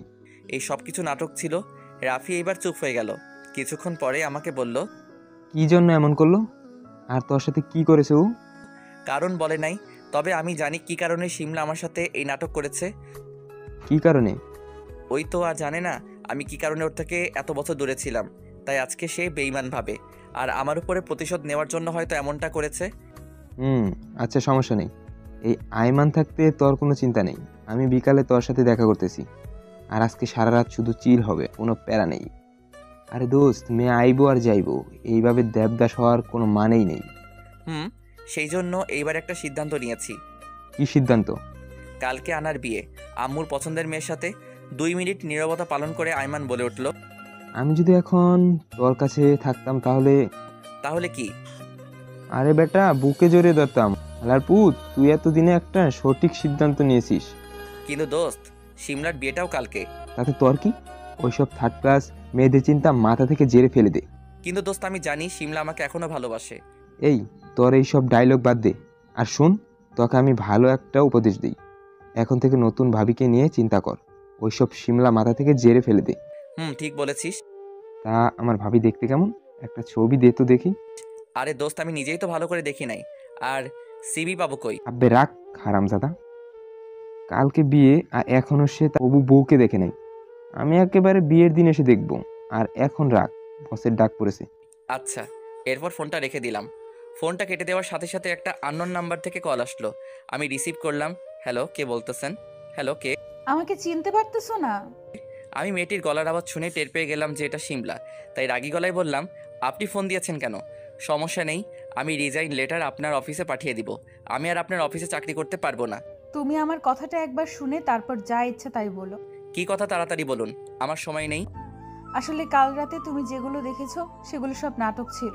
আমি জানি তো। তুমি যেটা ভাবতেছো তেমন না। আসলে ছেলেটা আমার খালাতো ভাই। ও আচ্ছা তাই? তুমি নিশ্চয়ই শুনেছো কালকে আমারও বিয়ে। তাহলে আমার বিয়ে যার সাথে ঠিক হয়েছে সে আমার ফুফাতো বোন। ওকে, তুমি বিশ্বাস করো আমি জাস্ট তোমার সাথে। প্লিজ আর কোনো নাটক আমি দেখতে চাই না। আর একবারও আমাকে ফোন দিবে না। এইটা বলে ফোন কেটে দিলাম। এরপর পকেট থেকে একটা সিগারেট বের করে খেতে লাগলাম। তখনই আমার মনে হলো আমার পিছে কেউ দাঁড়িয়ে আছে। তাই আমি পিছে ঘুরলাম। পিছে তাকিয়ে দেখি রিমি মেয়েটা মাথা নিচু করে দাঁড়িয়ে আছে। মনে হয় অনেক সময় ধরে এখানে দাঁড়িয়ে আছে। তাই আমি জিজ্ঞেস করলাম, কিছু বলবেন? জি হ্যাঁ, আপনাকে একটা জরুরি কথা বলার ছিল। তখনই আমার ফোনে আবার সিমলার কল এলো। এইবার আমি রেগে গিয়ে ফোনটা ফেলে দিতে যাব, তখনই আমার মনে হলো আমার সামনে রিমি আছে। তাই আমি নিজের রাগটা কন্ট্রোল করে ফোনটা অফ করে রেখে দিলাম। খুবই আস্তে রিমিকে উদ্দেশ্য করে বললাম, সরি, আপনি কিছু বলতে যাচ্ছিলেন। রিমি এমনিতেই খুব নরম প্রকৃতির মেয়ে, আর সে তার হবু স্বামীকে এইভাবে রেগে যেতে দেখে খুব ভয় পেয়ে যায়। ঠিক যেমন তার বাবা রেগে গেলে যেমন করে, শ্রাবণও তেমন করতেছিল। তাই সে খুব ভয় পেয়ে যায়, আর যে কথাটা বলতে এসেছিল সেটা ভয় বলতে পারে না। রিমিকে এইভাবে চুপ থাকতে দেখে আমি সিগারেটটা ফেলে দিয়ে বললাম, আরে বাবা সরি বললাম তো, কিছু বলবে? না না কিছু না, আমাদের শপিং করা শেষ। আল্লাহ, এই কথাটা বলতে এত সময় লাগে? আচ্ছা চলুন। এরপর আমি শপিং মলের ভিতরে গিয়ে বিল মিটিয়ে বাইরে বের হলাম। জান্নাতের দিকে তাকিয়ে দেখি সে খুব খুশি। এত খুশি আমি ওকে আগে কখনো দেখি নাই। তাই আমিও একটু খুশি হলাম। কিন্তু এই মেয়েটা একদম হাসতেছে না, মনে হয় খুব ভয় পেয়ে আছে। তখন আমারই একটু খারাপ লাগলো, কারণ আমি বোধহয় তার সামনে একটু বেশি রাগ দেখিয়েছি। আমি আর কিছু না ভেবে সবাইকে নিয়ে গাড়িতে উঠলাম। এরপর আপুকে জিজ্ঞেস করলাম, আপু দেখতে দেখতে তো দুপুর হয়ে গেল, এখন তুই কি কিছু খেতে চাস? ভাবি তোমার ক্ষুধা লাগছে? জান্নাতের ভাবি ডাক শুনে আমি আর রিমি দুজনেই অবাক হই। রিমি একটু লজ্জা পেয়ে বলল, না আমার ক্ষুধা নেই। তা বললে হবে না ভাইয়া, চল ওইদিকে রেস্টুরেন্টে যাই। আচ্ছা চল। এরপর আমরা তিনজনে মিলে একটা রেস্টুরেন্টে গেলাম। সেখানে গিয়ে কিছু খেয়ে দিয়ে বাসার উদ্দেশ্যে বেরিয়ে পড়লাম। অপরদিকে সিমলা, রাফি, রবি, আসিফ, রিয়া আর সিমলার মামাতো বোন সকলে একত্রে সিমলাদের বাসায় বসে আছে। এখানে উপস্থিত সকলে খুব চিন্তিত, কারণ এখানে উপস্থিত সকলের শ্রাবণের সাথে যোগাযোগ করার চেষ্টা করছে, কিন্তু সকলেই ব্যর্থ। আর এখানে কারো সাহস নেই যে শ্রাবণের আম্মুর কাছে গিয়ে সিমলার কথা বলবে, কারণ শ্রাবণ এমনিতে কোনো বিয়েতে রাজি হচ্ছিল না।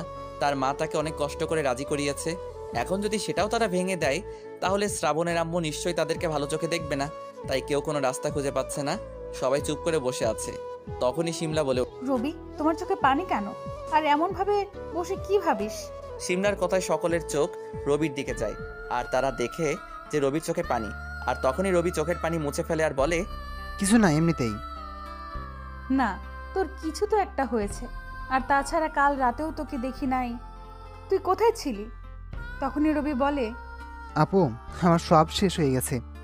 আমি তোমাকে বলেছিলাম না আমার একটা গার্লফ্রেন্ড আছে, আমাদের প্রায় 3 বছরের রিলেশন, কিন্তু কাল রাতে সব কিছু শেষ হয়ে গেছে আপু। মানে কি করে? সবটা খুলে বল। কাল রাতে ওর বিয়ে ঠিক হয়ে গেছে একটা ছেলের সাথে। তাতে সমস্যা কোথায়? তুমি মেয়েটিকে বলো তোমার সাথে পালিয়ে আসতে। আর মেয়েটা তোকে সত্যিই ভালোবাসলে অবশ্যই পালিয়ে আসবে। ও যে আমাকে খুব ভালোবাসে এতে কোনো সন্দেহ নেই, কিন্তু ও ওর বাবাকে খুব ভালোবাসে, প্লাস ভয়ও পায়, তাই ও এটা করতে পারবে না। রবির এমন কথায় সবাই রবিকে সান্ত্বনা দেয়। তখনই সিমলা রবিকে বলে, মেয়েটার একটা ছবি দেখাতো, দেখি চিনতে পারি কিনা। দাঁড়াও দেখাচ্ছি আপু। এরপর রবি তার মোবাইল খুঁজতে লাগে, কিন্তু পায় না। কি খুঁজছিস? আপু আমার মোবাইল। আরে ওইটা আমার রুমে আছে, গিয়ে দেখ। আমি শ্রাবণকে ফোন দিছিলাম তোর নাম্বার দিয়ে। আচ্ছা। এরপর রবি তার মোবাইল আনতে সিমলার রুমে চলে যায়, এবং এদিকে সিমলা সবাইকে উদ্দেশ্য করে বলে, জানি না কি হয়ে গেল একটা রাতের মধ্যে। একদিকে আমার ভালোবাসা, অন্যদিকে রবিও ভালোবাসার সংকটে। যদি এটা একটা বাজে স্বপ্ন হতো তাহলে আমার চেয়ে খুশি আর কেউ হতো না। ঠিক বলেছেন ম্যাম। এর মধ্যে রবি ফোন নিয়ে আসে। সে একটা মেয়ের ছবি বের করে সকলকে দেখায়। ছবিটি দেখে সিমলা বলে, বাহ, মেয়েটা তো খুব সুন্দর, তোর চয়েস আছে, কিন্তু আফসোস। তখনই আসিফ বলে ওঠে, আরে এই মেয়েটার সাথেই তো শ্রাবণের বিয়ে কালকে। আসিফের এমন কথায় সবাই প্রচণ্ড অবাক হয়। সিমলা তাড়াতাড়ি রবির হাত থেকে ফোনটা নিয়ে আসিফের সামনে ধরে। কি বলতেছো তুমি এগুলো? ভালো করে দেখে বলো। আমি ভালো করেই দেখছি ম্যাম। এরপর আসিফ তার পকেট থেকে ফোন বের করে একটা মেসেজ দেখিয়ে বলে, এই দেখুন ম্যাম, শ্রাবণ নিজেই আমাকে এই ছবিটা সেন্ড করেছে। এই নাকি আর হবু বউ। কথাটা শুনে রবি আসিফের হাত থেকে ফোনটা নিয়ে ভালো করে দেখতে লাগে আর অবশেষে ফোনটা ফেরত দিয়ে বসে কান্না করতে লাগে। এখানে কি হচ্ছে আমি কিছুই বুঝতে পারছি না। যেখানে শিমলাপুর রবিকে নিয়ে একটা নাটক সাজিয়েছিল আর সেখানে উল্টোভাবে শ্রাবণ রিমি এক হয়ে যাচ্ছে আমাদের প্ল্যানের বিপরীতভাবে। সব কিছু কেমন যেন ঘোলাটে লাগতেছে। এইবার সকলের কাছে ব্যাপারটা ক্লিয়ার হয়েছে। আসলে রিমির বাসা থেকে রিমিকে বিয়ের জন্য চাপ দিচ্ছিল, কিন্তু কোনো এক কারণে ছেলেপক্ষ রাজি ছিল না, আর এই কারণে রিমির বিয়ে আটকে ছিল। আর সেই ছেলেটাই ছিল শ্রাবণ। শ্রাবণ যেহেতু গতকাল রাতে বিয়ের জন্য হ্যাঁ করে দেয়, যার ফলে রিমির বিয়ে ঠিক হয়ে যায়। ছেলে যেহেতু ভালো ছিল, তাই রিমির পরিবার চাচ্ছিল তাড়াতাড়ি বিয়েটা দিয়ে দিতে, আর এই কারণেই কাল শ্রাবণ আর রিমির বিয়ে ঠিক হয়েছে। সবাই মাথা নিচু করে বসে আছে। তখন রাফি বলে উঠল, সবাই চুপ করে আছো কেন? এইভাবে চুপ করে বসে থাকলে কোনো লাভ আছে? আমাদের কিছু একটা করে বিয়েটা আটকাতে হবে। কিন্তু কিভাবে? শ্রাবণ তো শিমলা ম্যামকে ভুল বুঝে বসে আছে। আমার মাথায় একটা প্ল্যান এসেছে। কি প্ল্যান? শ্রাবণের বিয়েটা তো কালকে হবে, তাই না? কালকে। আমার জানা মতে বিয়েটা শুধুমাত্র দুই পরিবারের লোকজন নিয়ে হবে, আর যেখানে বাইরে কোনো লোকজন থাকবে না। এতে আমাদের অনেক ভালো হবে। এতে আমাদের কি? আগে প্ল্যানটা কথা বলি। কাল বিয়ের ঠিক আগ মুহূর্তে শিমলা আপু আর রবি শ্রাবণদের বাসার ভিতরে যাবে, সাথে আমরাও থাকবো, সমস্যা নেই।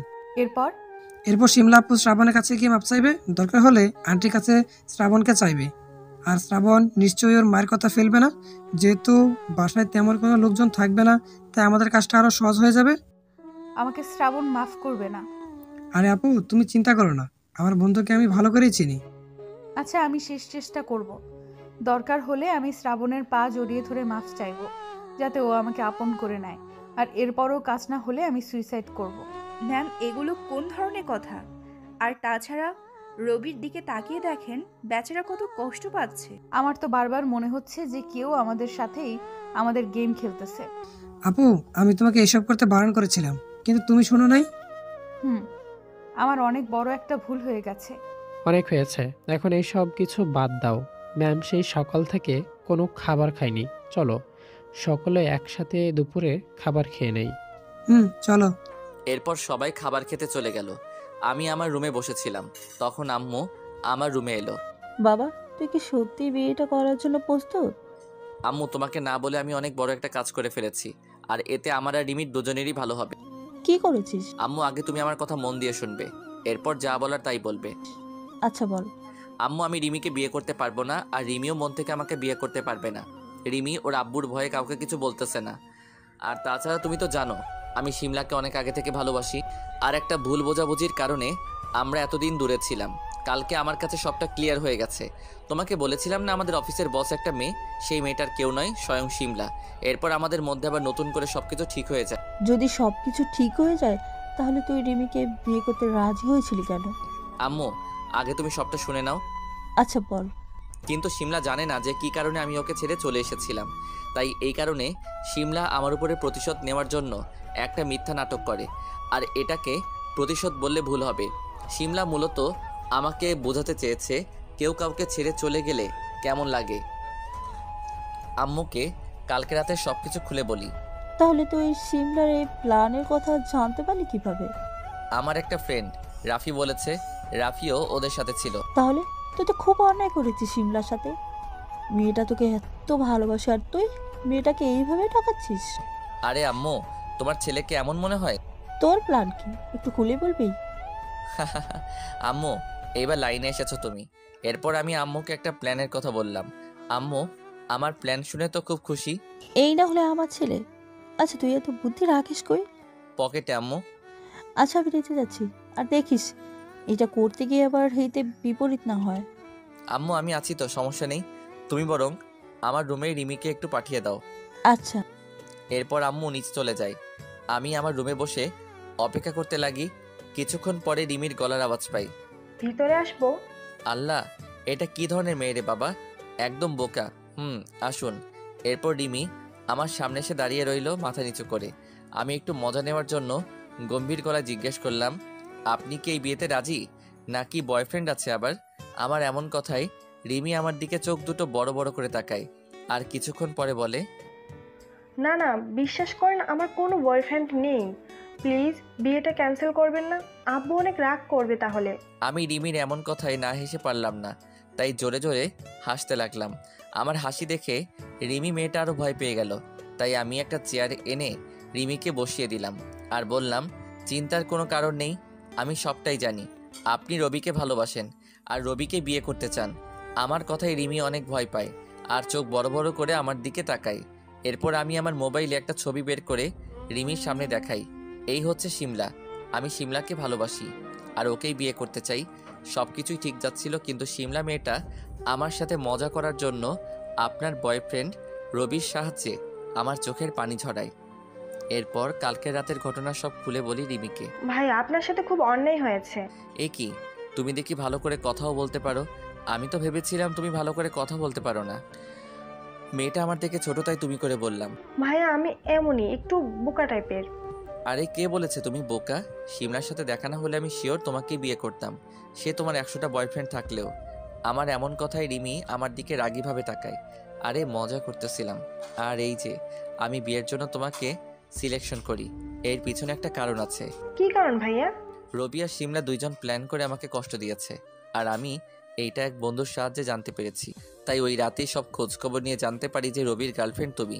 তাই আমি রবি আর শিমলাকে মজা দেখানোর জন্য তোমার আর আমার বিয়েতে রাজি হয়ে যাই। ভাইয়া এত বড় ধোঁকা! ওরা দুইজন যেমন করেছে তেমন আমিও করেছি। কেমন হয়েছে? ভালো। কিন্তু ভাইয়া আপনি তো শিমলা আব্বুকে বিয়ে করে নেবেন, কিন্তু আমার কি হবে? আব্বু নিশ্চয়ই অন্য কোনো ছেলের সাথে আমার বিয়ে দিয়ে দিবে। তোমার জন্যই তো এত বড় প্ল্যান করা। আমার আর শিমলার বিয়ের পাশাপাশি তোমার আর রবির বিয়েটাও হবে, যদি তুমি আমার কথা মতো কাজ করো। প্লিজ ভাইয়া, আমি তোমার মতো কাজ করব, কিন্তু প্লিজ ভাইয়া আমাকে রবির সাথে মিলাই দেন। আচ্ছা শুনো তাহলে। এরপর আমি রিমিকে একটা প্ল্যানের কথা বললাম। রিমি প্ল্যানের কথা শুনে বলল, আমার একটু ভয় করবে, কিন্তু রবির জন্য আমি এটা করতেই পারি। গুড। আর শুনো, রবি বা শিমলা কেউ যেন জানতে না পারে আমাদের প্ল্যানের কথা। ওদের উচিত শিক্ষা দিব ভালোবাসা নিয়ে নাটক করার জন্য। আচ্ছা ভাইয়া, আজকে আসি, বাসায় যেতে হবে। আচ্ছা। এরপর রিমি চলে গেল আর আমি শান্তিতে বিছানায় শুয়ে পড়লাম। তখনই রাফির ফোন। বলো। ভাই আমি যে এসব কিছুর পিছনে, প্লিজ কাউকে বলবি না কিন্তু, তাহলে কালকে আমাকে শিওর হাসপাতালে যেতে হবে। আচ্ছা সমস্যা নেই, কাউকে বলবো না। তুই না আমার ছোটবেলার বন্ধু। এই রাখি, শিমলাপু আসতেছি। আচ্ছা রাখ হালা। আমি হেসে ফোনটা কেটে দিলাম। আপনাদেরকে আগে থেকেই বলে রাখি, রিমির পরিবারে অনেক সমস্যা আছে, যার কারণে রিমি এত ভয় পায় তার বাবাকে। আর এই পারিবারিক সমস্যার কারণেই আমাদের বাসায় বসে বিয়েটা হবে। যেহেতু অল্প লোকজন, তাই কোনো সমস্যা হবে না। এরপর আমি শান্তিতে ঘুমিয়ে পড়লাম। আজকে বিকালে রাতে শিমলা অনেকবার আমাকে ফোন দিয়েছে, কিন্তু আমি বেশি কথা শুনিয়ে দিয়েছি। শিমলা যে রাগী জানি না, সবকিছু জানার পরে বাসরাতে আমাকে ওর কাছে যেতে দেয় কিনা। এইভাবে দেখতে দেখতে আজকের দিনটা কেটে গেল। আজকে সকাল 10টায় সময় রিমিদের আমার বাসায় আসার কথা। ঠিক এইভাবে দেখতে দেখতে আজকের দিনটা কেটে গেল। আজকে সকাল 10টার সময় রিমিদের আমাদের বাসায় আসার কথা। আমি আমার রুমে বসেছিলাম, তখনই আম্মু আমার রুমে এলো। শ্রাবণ বাবা তাড়াতাড়ি রেডি হইনি, একটু পরেই রিমির পরিবার চলে আসবে। ঠিক আছে। এই যে একটা শেরওয়ানি দিয়ে গেলাম, এইটা পরে নিচে চলে আয়। আম্মু আমার হাতে একটা প্যাকেট দিয়ে বলল কথাটা, আম্মু তুমি এটা নিয়ে যাও, আমি এসব পড়তে পারবো না। এসব পড়তে পারবি না মানে কি? সকলেই তো এটা পরে বিয়ে করতে যায়। সেটা আমি জানি না, আমার ভালো লাগে না তাই পরবো না। উফ, তোকে নিয়েছি আমি কি করি? তাহলে অন্তত পাঞ্জাবিটা পরে নে। এইটা তোমার বলার দরকার ছিল না, আমি এমনিতেই পাঞ্জাবি পরতাম। তখনই জান্নাত নিচ থেকে আম্মুকে ডাক দিয়ে বলল, রিমির ফ্যামিলি নাকি চলে এসেছে। আমি নিচে যাচ্ছি, তুই তাড়াতাড়ি রেডি হয়ে চলে আয়। আর জানি না আজকে আমার জন্য কি অপেক্ষা করতেছে। তুই যে কি একটা প্ল্যান বানিয়েছিস আল্লাহই জানে। কোনো সমস্যা হবে না আম্মু, তুমি নিচে যাও তো। এরপর আম্মু নিচে চলে গেল আর আমি তাড়াতাড়ি রেডি হয়ে নিলাম। আসলে আমি আর শিমলা অনেক আগেই প্ল্যান করেছিলাম যে আমাদের যখন বিয়ে হবে তখন আমি নীল একটা পাঞ্জাবি আর শিমলা নীল একটা শাড়ি পরে আসবে, আর এইভাবেই আমরা বিয়ে করব। তাই আম্মুর আনা শেরওয়ানিটা আর পরলাম না।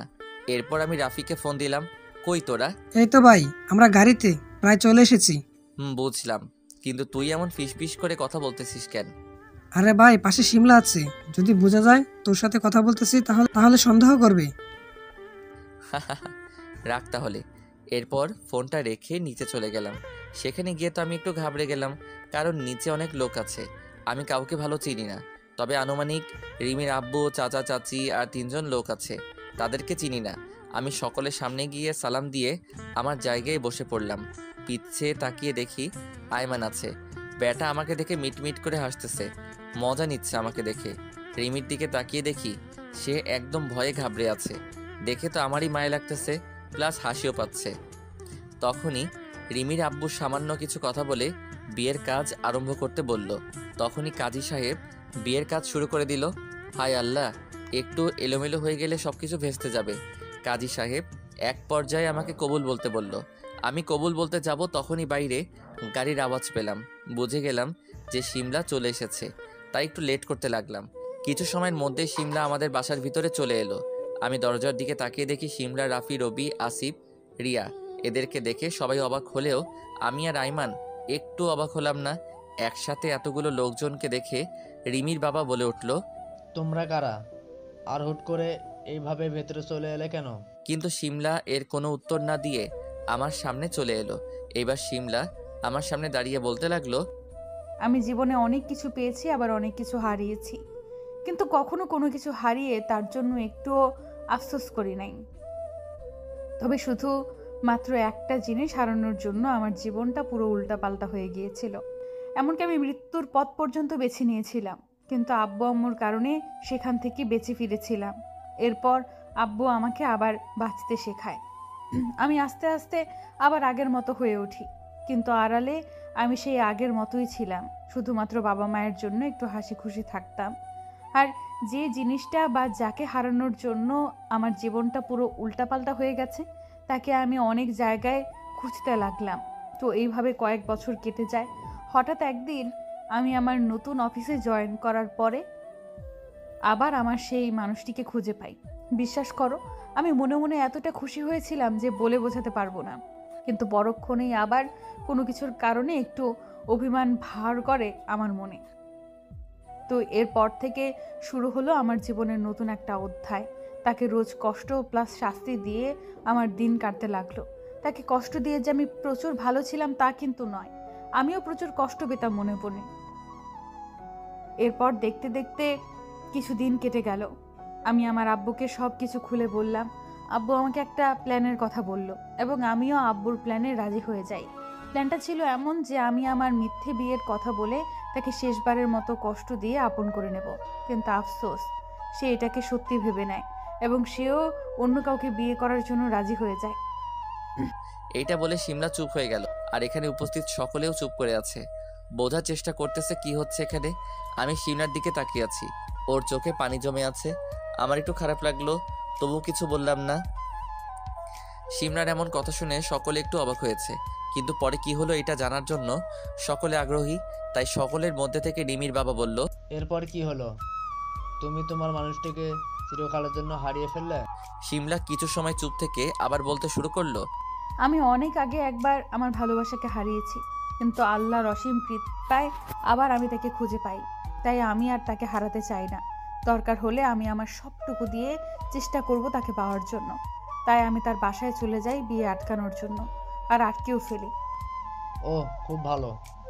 নিজের ভালোবাসাকে কখনো হারিয়ে যেতে দিতে হয় না, দরকার হলে সকলের বিরুদ্ধে গিয়ে আপন করে নিতে হয় তাকে। আঙ্কেল, আপনি কি জানেন সেই ছেলেটা কে? কে? আমার সামনে যে বসে আছে, মিস্টার শ্রাবণ।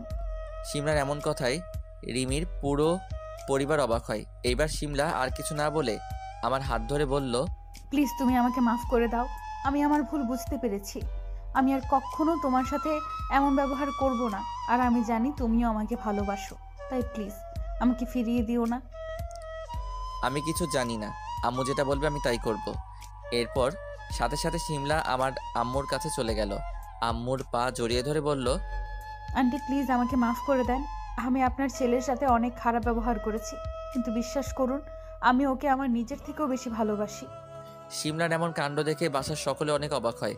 আম্মু সাথে সাথে শিমলাকে নিচ থেকে তুলে বলে, এই মেয়ে, তুমি কি পাগল হলে নাকি? এমন কাণ্ড কি করে? তুমি একটা কোম্পানির মালিক, তোমার এমন আচরণ মানায় না। আন্টি, কিন্তু আমার ভালোবাসার থেকে কোনো কিছুই বড় না। আর আমার ভালোবাসা পাওয়ার জন্য আমি সব কিছু করতে পারি। এবার আম্মু আমার প্ল্যান অনুযায়ী বলল, যদি রিমির পরিবার এটাও মেনে নিতে পারে তাহলে আমার কোনো সমস্যা নেই। আম্মুর এমন কথায় শিমলা অনেক খুশি হয়। শিমলা এরপর রিমির আব্বুর কাছে চলে যায়। রিমির আব্বুর কাছে গিয়ে অনেক কান্নাকাটি করে, অনেক অনুরোধ করে, কিন্তু কোনো কিছুতেই কাজ হচ্ছে না। রিমির আব্বু কোনো মতেই তার মেয়ের জায়গায় অন্য কাউকে দিতে রাজি না। আমি মনে মনে ভাবতেছি এইবার শিমলার কি হবে। শিমলা যদি রিমির আব্বুকে কনভিন্স করতে না পারে তাহলে তো সব কিছু শেষ। তখনই শিমলা বলল, আঙ্কেল, আমি আপনাকে অনেকভাবে অনুরোধ করলাম, কিন্তু কোনো কিছুতেই আপনি রাজি নন। আর সবচেয়ে বড় কথা, আপনিই তো বলেছিলেন যে ভালোবাসা পাওয়ার জন্য সবটুকু দিয়ে চেষ্টা করতে, আর এখন আপনি এটা বলতেছেন। এটা বলার পরেও রিমির আব্বু কিছু বলল না। তাই শিমলা আর কোনো কিছু না বলে আমাদের বাসার বাইরে চলে গেল। সবাই অবাক হয়ে আছে, আসলে মেয়েটা কি করতে চাচ্ছে। পুরো বাসা স্তব্ধ হয়ে আছে, কেউ কোনো কথা বলতেছে না। প্রায় 2 মিনিট পরে শিমলা তার হাতে করে একটা ছুরি আর একটা খাতা নিয়ে এসেছে। কেউ কিছু বুঝতেছে না আসলে শিমলা কি করতে চাচ্ছে। তখনই শিমলা তার গলায় ছুরি ধরে বলল, রাফি ভাইয়া, তুমি খাতায় একটা সুইসাইড নোট লেখো। পুলিশ আসলে এটা তাদের কাছে দিয়ে দেবে। খাতায় লিখবে যে আমি মরতে চাই না, কিন্তু আমাকে সুইসাইড করতে বাধ্য করেছে এই লোকটা, রিমির আব্বুকে দেখিয়ে। সকলের নাম উল্লেখ করে দিও যাতে সব বলে পুলিশে ধরে। এইবার এখানে উপস্থিত সকলে বিষয়টি বুঝতে পারে যে শিমলা কি করতে চাইতেছে। তাই রমির আব্বু সাথে সাথে শিমলার কাছে চলে যায় আর বলে, এই মেয়ে, থামো থামো, এটা তুমি কি করতে চাইতেছো? তোমার মৃত্যুর ভয় নেই? ওই যে আগেই বলেছিলাম আমার মৃত্যুর ভয় নেই। আগে একটা বার চেষ্টা করেছিলাম, আমি মারা গেলে আপনাদেরকে নিয়ে মরবো। আগে বলেছি রিমির পরিবারে অনেক সমস্যা আছে, আর রিমির আব্বু অনেক ঝামেলায় আছে। আর এখন যদি তার উপরে পুলিশ কেস হয় তাহলে আর বের হতে পারবে না এর ভিতর থেকে। তাই রিমির বাবা কিছু সময় ভেবে বলে, আচ্ছা, সমস্যা নেই, তুমি শ্রাবণকে বিয়ে করো। এই কথা শুনে বাসার সকলে প্রায় অনেক খুশি হয়ে যায়, শুধু রবি আর রিমি বাদে। তখনই রিমির আব্বু বলে ওঠে, কিন্তু আমার মেয়ের কি হবে? আঙ্কেল, আপনি কিছু মনে না করলে একটা কথা বলি। বলো। আমার জানা একটা ভালো ছেলে আছে, ছেলেটা খুব ভালো। আপনি বরং তার সাথে রিমির বিয়ে দিয়ে দিন, রিমি খুব ভালো থাকবে। এখন এই মুহূর্তে তাকে পাবে কোথায়? আর আজকে আমার মেয়ের বিয়ে দিতে না পারলে আমার মান সম্মানের সব শেষ হয়ে যাবে। আঙ্কেল, চিন্তা করতে হবে না, ছেলে এখানে আছে, আর আশা করি ছেলেকে আপনারও পছন্দ হবে। ছেলের নাম কি আর কি করে? ছেলের নাম রবি, এখনো পড়াশোনা করতেছি, 2 বছরের মধ্যে চাকরি পেয়ে যাবে ইনশাল্লাহ। রিমির বাবা কিছু সময় ভেবে এই বিয়েতে রাজি হয়ে গেল, আর আমার প্ল্যান অনুযায়ী সবকিছু হয়ে গেল। সকাল 11টার মধ্যে এক বাসায় বসে 2টা বিয়ে সম্পূর্ণ হয়ে গেল। আমার থেকে শিমলা অনেক হ্যাপি, কারণ শিমলা তো ভেবেই নিয়েছিল যে আমাকে হারিয়ে ফেলেছে সে, আর আমি তো আগে থেকে সবকিছু প্ল্যান করে রেখেছিলাম। অপরদিকে রিমি আর রবি তো মহা খুশি। দুপুরে সকলে মিলে একসাথে খাবার খেতে বসলাম। তখন হঠাৎ করেই রিমির বাবা বলে উঠল, ধন্যবাদ শ্রাবণ, তোমার এখানে এসেই আজকে এত কিছু হয়ে গেল। সত্যি বলতে আমি আমার মেয়েকে এর আগে কখনো এত খুশি দেখি নাই। আঙ্কেল, আপনি হয়তো আপনার মেয়েকে কখনো ভালো করে সময় দেন, যার কারণে আপনার কাছে এমন মনে হচ্ছে। একটু সময় দিতে শিখুন, দেখবেন সব কিছু বদলে যাবে। ঠিক বলেছ। সকলের সাথে আর কিছু কথা বলে খাবার টেবিল থেকে উঠে নিজের রুমে চলে গেলাম। সেখানে গিয়ে দেখি শিমলা আমার টেবিল গোছাচ্ছে। আমি মনে মনে বললাম, ওয়াও, বেশ ভালো তো, এরপর থেকে আর নিজের কোনো কিছু করা লাগবে না। আমি এগুলো ভাবতে ভাবতে মোবাইলটা হাতে নিয়ে রুম থেকে বের হতে যাব, তখনই শিমলা বলল, কোথায় যাচ্ছ এই দুপুরবেলায়? এই সেমরি, তোরে বলতে যাব কেন? এইটা বলে রুম থেকে বেরিয়ে এলাম। আর এদিকে শিমলা আমার মুখে এমন কথা শুনে তো প্রচুর অবাক, আবার নিজেই নিজেকে বলল, সাহেব মনে হয় আমার উপরে এখনো রেগে আছে, তাই এমন করতেছে। আসুক আজকে রাতে, জোর করে যেমন বিয়েটা করেছি ঠিক তেমনি জোর করে ভালোবাসাও আদায় করে নিব। ও এদিকে আমি নিচে এসে সকলকে বাসায় পৌঁছে দিতে গেলাম। একে একে সবাইকে বাসায় পৌঁছে দিলাম, আর এগুলো করতে করতে সন্ধ্যা হয়ে গেল। সব কাজ শেষ করে আমি বন্ধুদের কাছে গেলাম। সেখানে গিয়ে আরেক মহাবিপদ, হারামিগুলোরে ট্রিট দিতে গিয়ে আমি ভিখারি হয়ে গিয়েছি একদম। বন্ধুদের সাথে আড্ডা দিতে দিতে অনেক রাত হয়ে গেল। শিমলা অনেকবার ফোন দিয়েছিল, কিন্তু আমি ধরি নাই, একটু মজা নিচ্ছি আর কি। আম্মুকে ফোন দিয়ে জানিয়ে দিয়েছি যে রাতে বাসায় খাবার খাবো না। অবশেষে রাত 11টার দিকে বাসায় গেলাম। কলিং বেল বাজাতেই আপু এসে দরজা খুলে দিল। ভাইয়া, তোর কোনো কাণ্ডজ্ঞান আছে? ভাবি সেই কখন থেকে বসে আছে তোর জন্য। এই পাকা বুড়ি, এত কথা না বলে বই পড় গিয়ে, না হলে তোকেও বিয়ে দিয়ে তাড়িয়ে দিব কিন্তু। ভাইয়া! আমি এক দৌড়ে আমার রুমে চলে এলাম, কিন্তু আমার রুমে এসে তো আমি প্রচণ্ড অবাক হলাম। আমার রুমে এটা কে? মানুষ এত সুন্দর হয় কি করে? শিমলা একটা কালো শাড়ি পরে আয়নার সামনে বসে আছে, হয়তো সাজুগুজু করতেছে। আমি আর দেরি না করে দরজাটা লাগিয়ে শিমলাকে পিছন থেকে জড়িয়ে ধরলাম। শিমলা একটু ভয় পেয়ে গেল। ওয়াও, কি নরম, পুরো তুলার মতো। এই শয়তান, ছাড় আমাকে।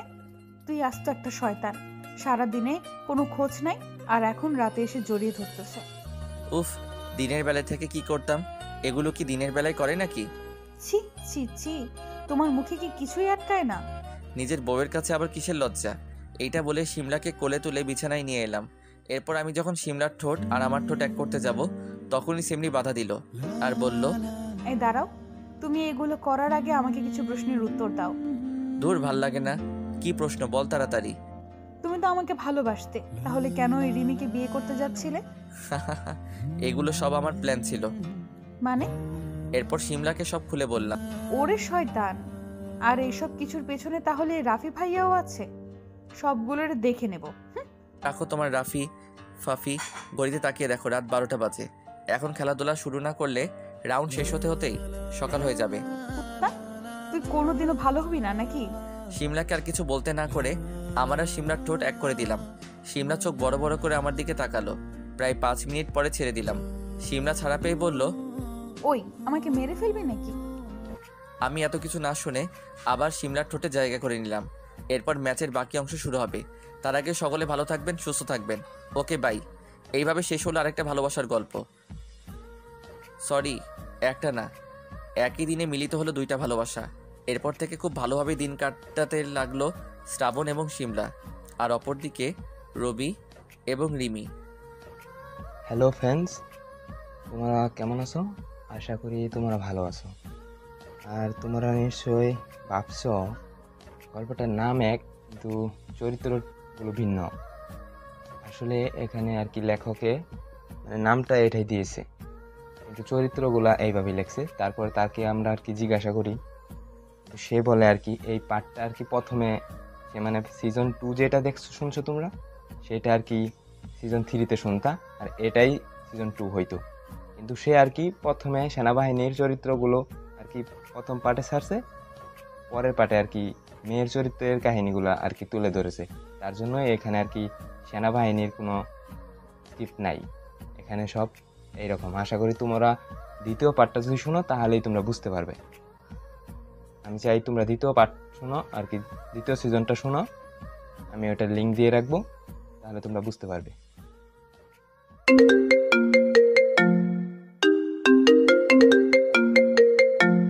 রাত 1টা বাজে আর আমি এখনো পর্যন্ত ছাদে দাঁড়িয়ে আছি। কেন জানি আজকে আর রুমে যেতে মন চাচ্ছে না। রাতের এই পরিবেশটা অনেক ভালো লাগছে, কিন্তু আমার মনের ভিতর কাল বৈশাখী ঝড় বয়ে যাচ্ছে। নিজের মনের কষ্টটা আজ কাউকে বলতে পারছি না। হঠাৎ পিছন থেকে কে যেন ডাক দিল। চোখের পানিগুলো মুছে পিছনে তাকিয়ে দেখে আব্বু দাঁড়িয়ে আছে। আব্বু আমার সামনে এসে বলতে লাগলো, নিলয়, তুই এখন এখানে দাঁড়িয়ে আছিস কেন? যা, তোর রুমে যা। মেয়েটা সেই কখন থেকে তোর রুমে একা বসে আছে। আমার কাঁধে হাত রেখে বলল, যাচ্ছি। আমি যেই আসতে যাব আব্বু আবার বলল, দেখ বাবা, মেয়েটা অনেক ভালো, ও তোকে অনেক সুখে রাখবে। আমি কিছু বললাম না, কারণ কিছু বলার মতো ভাষা নেই। তাই একটা শুকনো হাসি দিয়ে ছাদ থেকে নেমে রুমে চলে আসলাম। দরজার সামনে দাঁড়িয়ে আছি আর ভাবছি আজকে কি থেকে কি হয়ে গেল। একটা দীর্ঘ নিঃশ্বাস ছেড়ে রুমের দরজা খুলে ভিতরে আসলাম। রুমের লাইট অফ করা ছিল, তাই লাইট অন করে যে খাটের দিকে তাকালাম, তেমনি আমার পা কাঁপাকাঁপি শুরু হয়ে গেল। কারণ যে মেয়ের সাথে আমার বিয়ে হয়েছে, সে মেয়েটা খাটে বসে এক পায়ের উপর আরেক পা রেখে ডান হাতে একটা রিভলভার নিয়ে বসে আছে, আর রিভলভারটা আমার দিকে মুখ করে ধরে আছে। আমার অবস্থা একেবারে খারাপ হয়ে গেছে। তবুও ভয়ে জিজ্ঞেস করলাম, আপনি এটা কই পাইছেন? এটা আমার। মানে? আর এই রিভলভারটা নিয়ে এসেছি তোমাকে মারার জন্য। আমি আপনাকে কি করেছি যে আপনি আমাকে মারবেন? তুমি এতক্ষণ কোথায় ছিলে? ছাদে ছিলাম। কার সাথে ছিলে? কারোর সাথে না, একা ছিলাম। আচ্ছা যাও, ফ্রেশ হয়ে আসো, ঘুমাবো। আপনি ঘুমিয়ে যান, আমার একটু কাজ আছে। ওই, তোর কি কাজ এত রাতে? হ্যাঁ, আমি বলেছি না ফ্রেশ হয়ে আসতে? তাড়াতাড়ি যা, না হলে এই বন্দুক দিয়ে গুলি করে তোর খুলি উড়িয়ে দেব। এত সুন্দর ঝাড়ি খেয়ে আমি এক দৌড়ে ওয়াশরুমে চলে আসলাম। ওয়াশরুমে এসে ফ্রেশ হয়ে বাইরে আসতেই দেখলাম মেয়েটা এখনো সেইভাবেই বসে আছে। আমাকে দেখেই বলল, আজকে কি সেখানেই দাঁড়িয়ে থাকবে নাকি ঘুমাবেও? আমি কিছু না বলে খাট থেকে আমার বালিশটা নিয়ে ফ্লোরে যেই শুতে যাব তেমনি মেয়েটা বলল, কি ব্যাপার, তুমি নিচে শুইতেছো কেন? তাহলে কোথায় ঘুমাবো? কেন, খাটে কি জায়গা নেই? না মানে ওই, কি না মানে করছো? তাড়াতাড়ি খাটে শুয়ে পড়ো। না, আপনি উপরে শুয়ে পড়ুন, আমি নিচে শুইতে পারবো। ওই, তোকে বলছি না আমার কথার উপরে কোনো কথা বলবি না। এখন তাড়াতাড়ি খাটে এসে শুয়ে পড়ো, না হলে এইটা তো দেখছই। আমি আর কিছু না বলে খাটের উপরে উঠে একপাশে হয়ে শুয়ে পড়লাম। হঠাৎ মেয়েটা আমার হাত ধরে টেনে আমার বুকের উপরে শুয়ে পড়ল। আচ্ছা, আপনি বালিশ থাকতে আমার বুকের উপর শুইলেন কেন? এখন থেকে তোমার বুকটা আমার বালিশ, এখন থেকে এখানেই ঘুমাবো। কেন, তোমার কোনো সমস্যা আছে? না, কোনো সমস্যা নেই। কিছু সময় নিরাপত্তা পালন করে হঠাৎ আমি বললাম, আপনাকে একটা প্রশ্ন করি। বলো। আপনার নাম কি? মেয়েটা আমার বুক থেকে মাথা তুলে ড্যাব ড্যাব করে তাকিয়ে বলল, তুমি কি আমার নাম জানো না? না। আমার নাম জান্নাতুল হাসানুল রোজা। অনেক সুন্দর নাম আপনার। আচ্ছা, আপনি আমার থেকে কয় বছরের বড় হবেন? বেশি না, 5 বছরের বড় হব। আমার থেকে 5 বছরের বড় আপনি? আচ্ছা, আপনি কি কখনো রিলেশন করেননি? না, ইসলাম ধর্মে বলা হয়েছে প্রত্যেক মেয়ের উচিত শুধু তার স্বামীকে ভালোবাসার, তাই আমি কোনো রিলেশনে জড়াইনি। আর একটা কথা, আমাকে আপনি বলবা না, তুমি করে বলবা, ঠিক আছে? এখন ঘুমাও, অনেক রাত হয়ে গেছে, সকালে উঠে আবার নামাজ পড়তে হবে। এই কথা বলে আবার